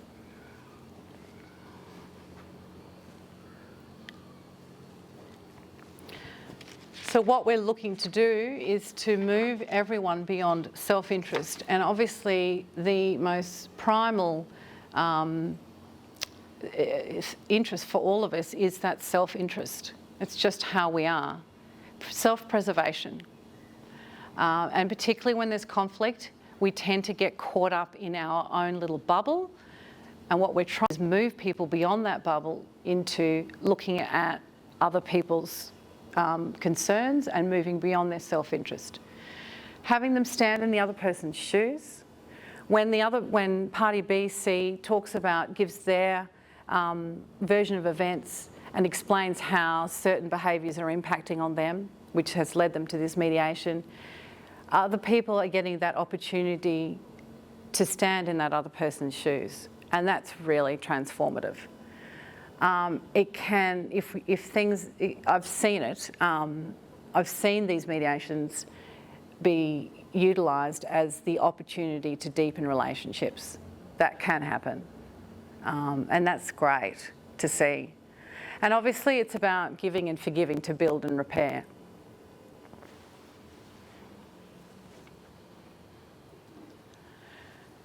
It's never worth the stress. Dispute is never worth the stress. Saying, I might as well go to court, I'm just going to exercise my legal rights. It's always the absolute last resort. As an employment lawyer, I work with my clients to absolutely avoid it. I think Alistair might like the litigation. He's excellent at it, and I've certainly done that in my life. And there is absolutely, there are times where you have to litigate, where, for example, a party lawyers up and that party is litigious, or the lawyer is litigious. There's so many things outside of our control where often the only choice is to litigate, And also your case might be so strong and your client might be so much needing to have this determined in court. So because often it's because there's a protracted person on the other side who will not engage. So obviously there are times that you need to litigate. But so much of what Alistair and I do, and the lawyers at Vicare do, is we try and get things sorted at this earlier stage, not only from a financial point of view, but also the emotional cost and the time cost, because when you're involved in a dispute, it just impacts so much on a workplace.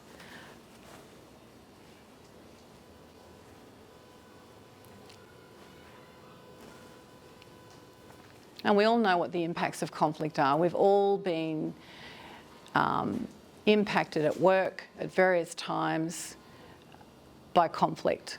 You can't escape it in a modern workplace.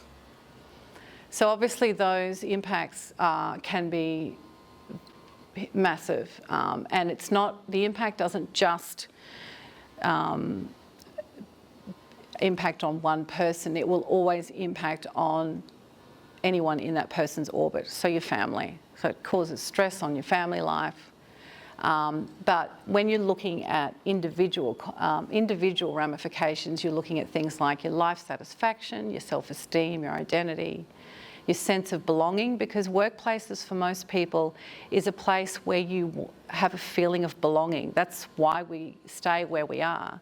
We want to feel like we're doing something productive, we're contributing to society, and that we feel that sense of belonging, because people that feel that sense of belonging in their workplaces are going to be more productive.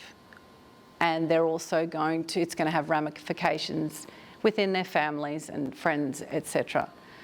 So we're looking at impacts on safety and security when there's conflict. Obviously the obvious things here are the productivity and absenteeism, presenteeism, performance issues, and having, if somebody leaves, obviously the new employee costs. But in this current environment, that's easier said than done, because it's very hard to find good staff. So if you've got good staff, but there's just, some of them have gone, it's just not working for them, to try and resolve things between them and not have to go through this regime of trying to find new employees is obviously a better solution. Causes of conflict: personality types, miscommunication. I think the communication is such a key. Learning how to communicate respectfully and in an environment where there's increased pressures on all of us. You can see why these things happen. It's just part of work in this modern age. Everyone, I mean, I think about the leadership styles of my directors in my law firms, and everybody is so different. Any organisation that we work in, there's going to be different leadership styles that suit different people. So obviously a common conflict can be between a supervisor and a staff member, and it could simply be around not understanding the pressures of that leader, and also some nuances that potentially that leader could change to be a leader that works better with that particular person that they're having issues with. There's often organisational changes, and you know, when there are issues within a workplace, the challenge to integrity and identity is a big ticket item for us to be thinking about.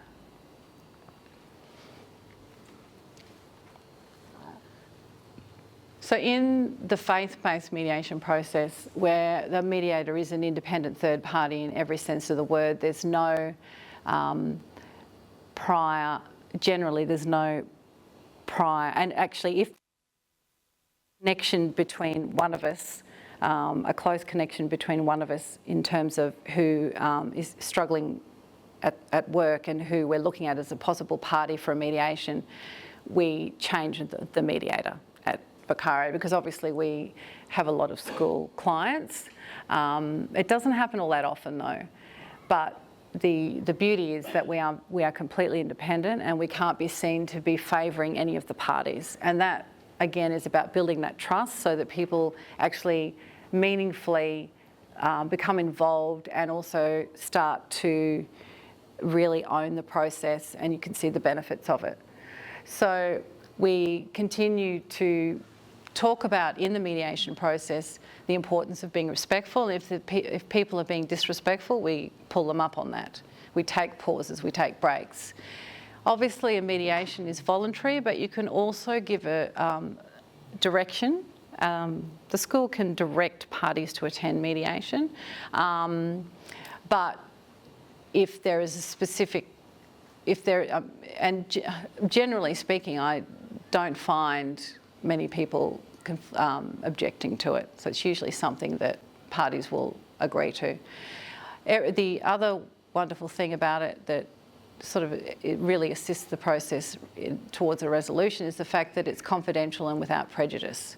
So you explain to the parties that everything that's said is confidential, with the exception that with their agreement, at the end of the process, we do speak with the HR person to let them know that there's been an agreement that's been drawn up. That agreement is what we're all aiming for, certainly a mediator is aiming for, because it actually sets out responsibilities and accountabilities. And then that allows the HR manager to assist the parties move on following the mediation process.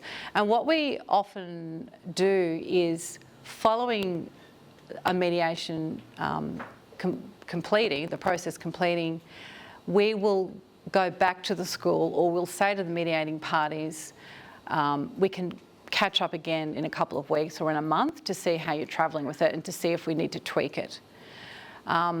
I've told you about what the pre-mediation meetings are, usually about an hour and a half to 2 hours per party, where I talk to them about what the mediation is. I talk to them about the skills that I bring. I explain the fact that the parties have to each contribute and compromise. It's going to be a very open process where they're not going to get everything they want out of it, and there needs to be some personal accountability and some responsibility. And also talk to them about reflecting over the next bit of time before the actual mediation proper occurs, which I find it really brings the parties to the table in a very different frame of mind than ordinarily they would. If you go straight from meetings to the mediation itself, it just doesn't work.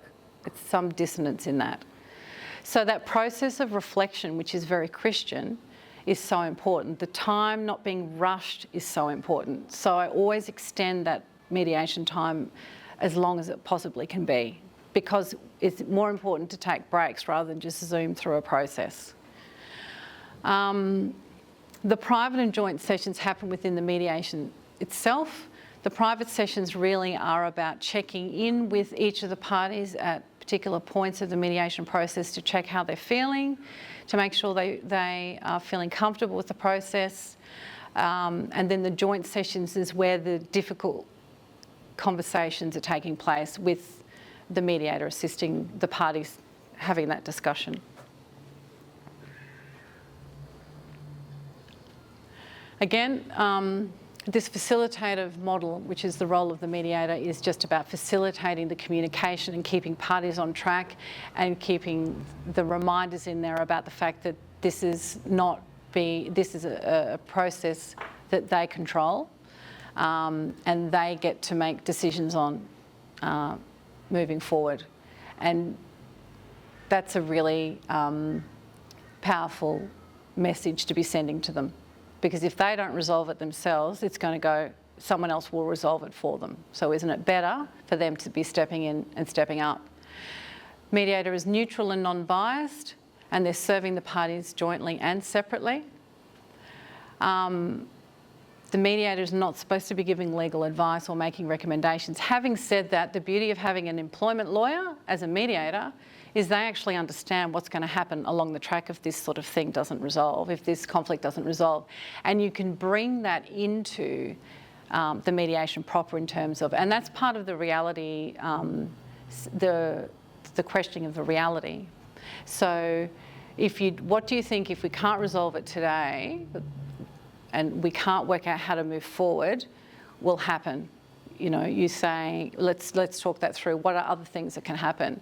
And that can really, when they're thinking about that, it can just be that little thing that moves things in a different direction. So importantly as well is that understanding of one another. That is so key to try and bring out in the mediation. That the importance of being heard and feeling heard, it just has such, that's why people go to court. They think no one's understood me, no one's heard, no one's listened. But you can actually do that in a mediation as well.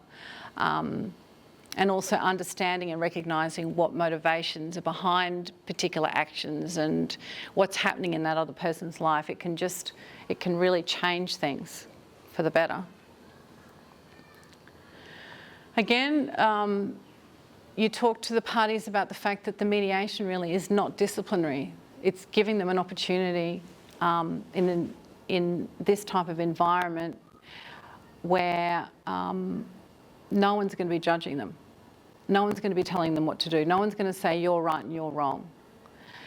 The open communication, that you see that all the time. It just opens the floodgates.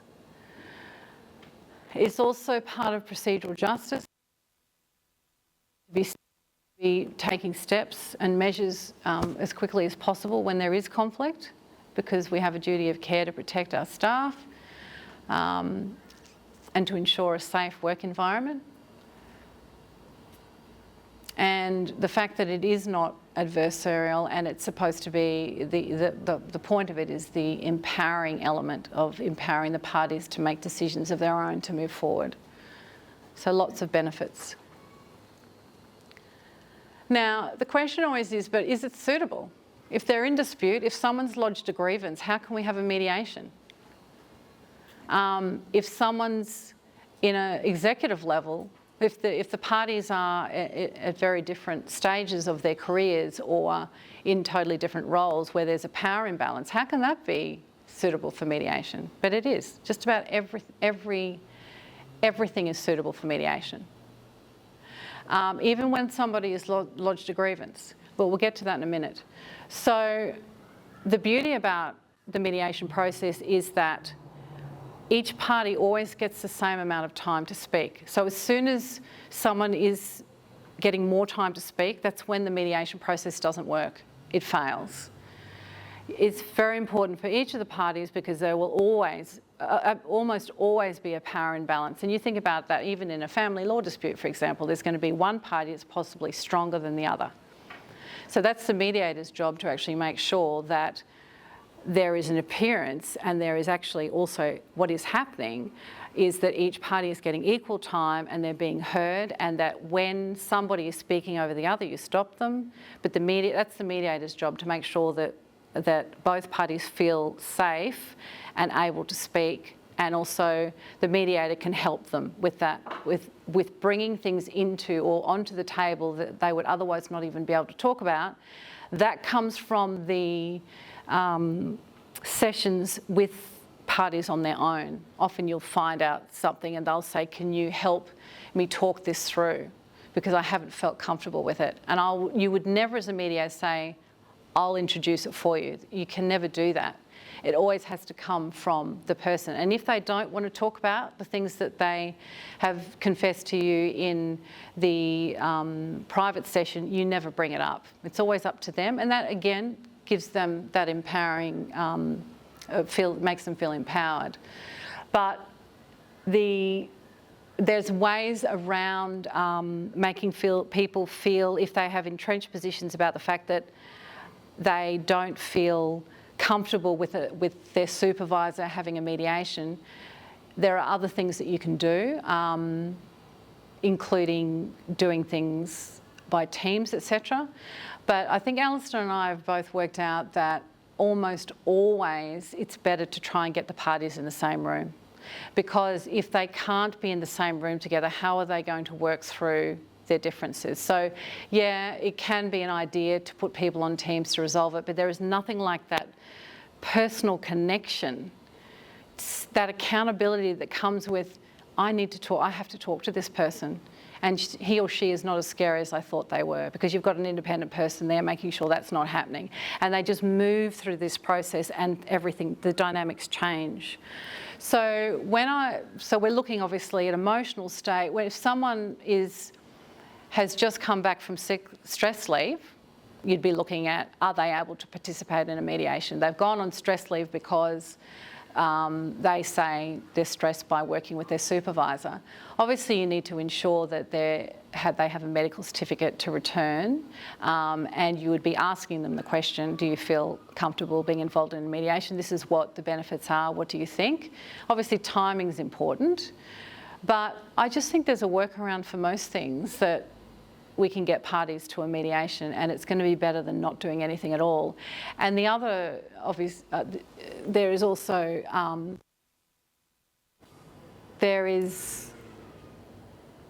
what was I going to say? Yeah, again, it's about the good faith participation, the fact that we come back to the fact that what are the other options that we can do here? Let's give this a go. All of the parties are saying that they will participate to the best of their ability in this process, and we will be there to safely guide you through that process.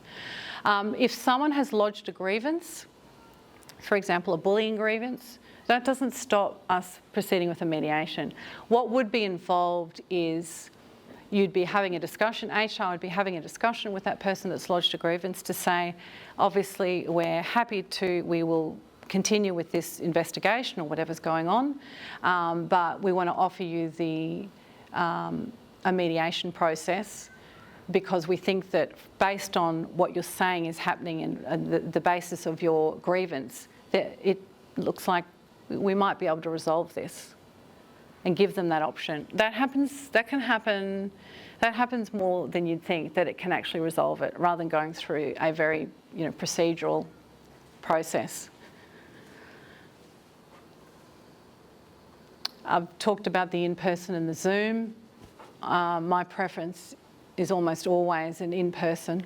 I think we've all learned that from COVID. We actually like being in the office rather than being at home, most of us. We're creatures of, we're people that need each other. People need each other. And the in-person model, I just think, is incredibly transformative. But sometimes, for example, if it's a client that's remote, or there can be reasons why Zoom can actually be good, and it's better than nothing at all.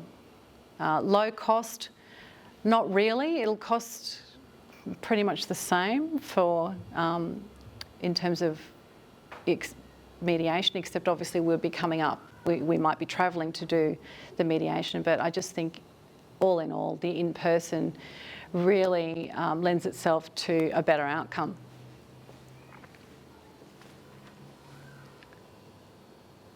So restorative mediation, which is the model that we follow, you can see how the parties are moving, or what you're trying to establish is moving from self-righteousness and blame, the emphasis on the past. Everyone just gets caught up in the past. This is what's happened in the past.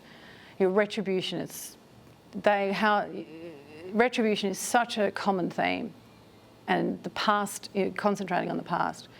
And we're constantly moving them through the skills and the techniques that we have as mediators towards those sorts of words. So the accepting of responsibility, forgiveness. Forgiveness is such a hard thing to do, but so important. And the emphasis on moving forward into the future and rebuilding relationships. So workplace complexities, we're looking at we talked about this at the beginning. There's things obviously that are really difficult to move and to change. Workplaces are complex.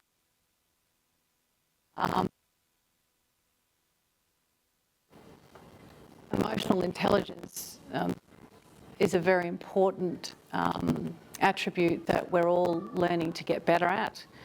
There is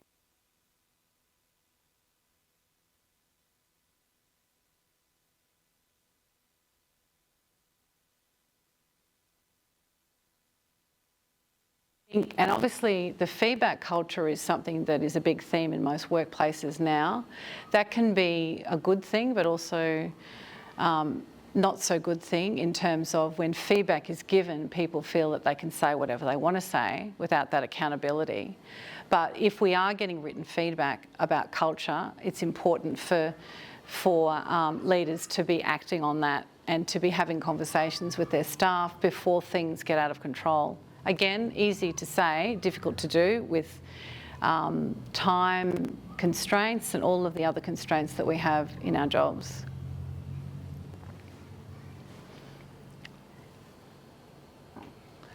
I've put this mediation example up just to show you that, I mean, this is obviously it's not a real dispute that I have disputed, but it gives some examples there about the complexities of people's specific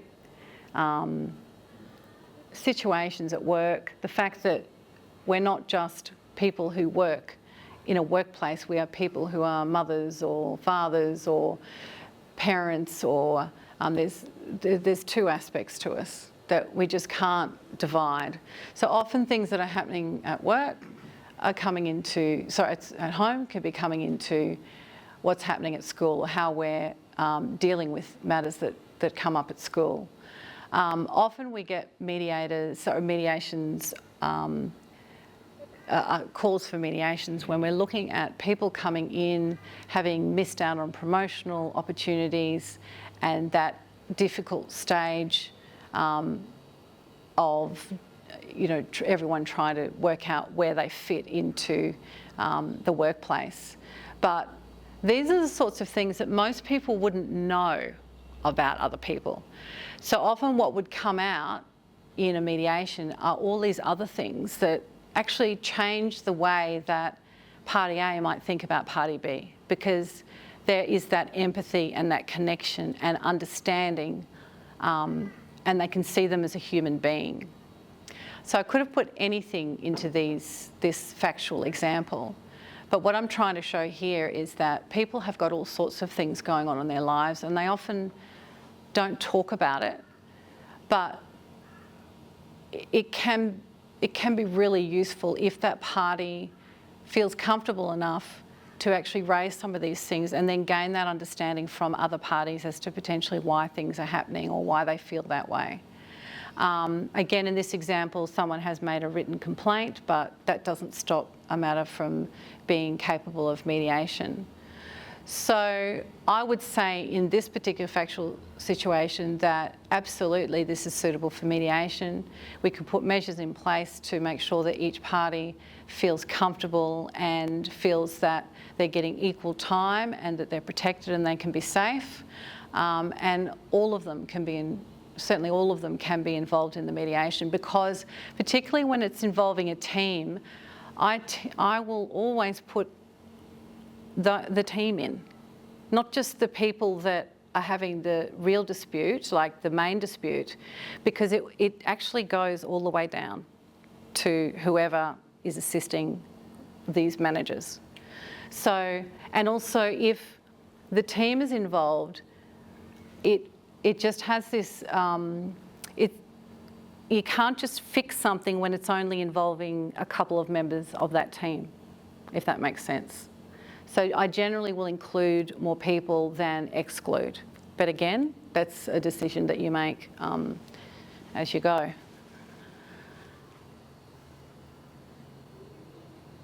That's our, the mediation offering that we have. We're accredited, or Peacewise, Alice is Peacewise accredited, and I'm National Standards accredited. And we do offer it for all our workplaces or clients.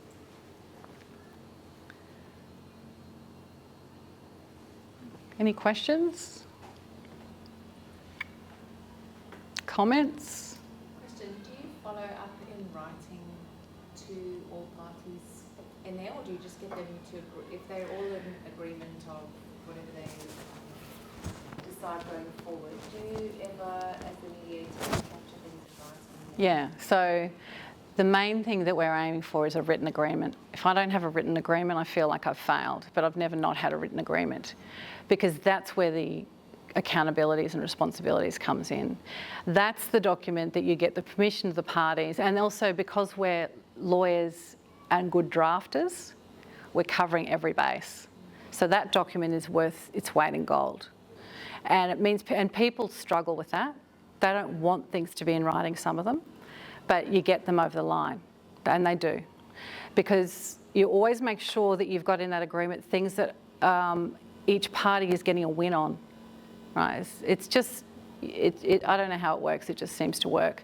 And then you also get their agreement and consent to give that to the HR manager, because that's supposed to, because they have a stake in it as well, and they need to help these people manage their ongoing conflict, or if they need to understand what they have to support as managers, I guess, as the HR department, if that makes sense.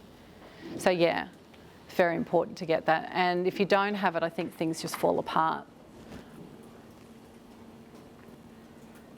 Any other?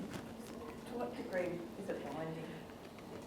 It's not legally binding at all, okay? But what we'd be explaining is this is not a legally enforceable document at all. This is your chance.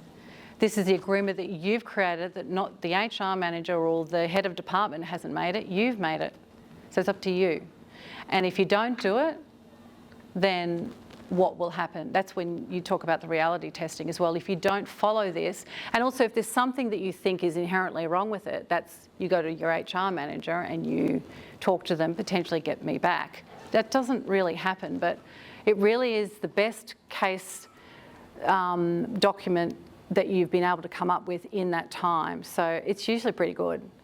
And that keeps everyone on track. And what one of those items in the agreement could be is, it'll go into so much, potentially go into so much detail about, we will meet every week and have a 10-minute catch-up to discuss this, this and this, right? So you actually get a fair bit of detail in that. And that's the beauty of the process. But if the HR or the team leader knows about it, or the team leader would normally be involved in this mediation. So it's usually the HR person. They know what's going on. And if it doesn't, if it falls apart, or if one of the parties is just refusing to do it, it becomes, even though all of this is, the actual mediation process is confidential, the fact that they have allowed this agreement to be given to the HR person, it acts as an accountability measure. So if things don't work out and there's still trouble, there's nothing to stop you from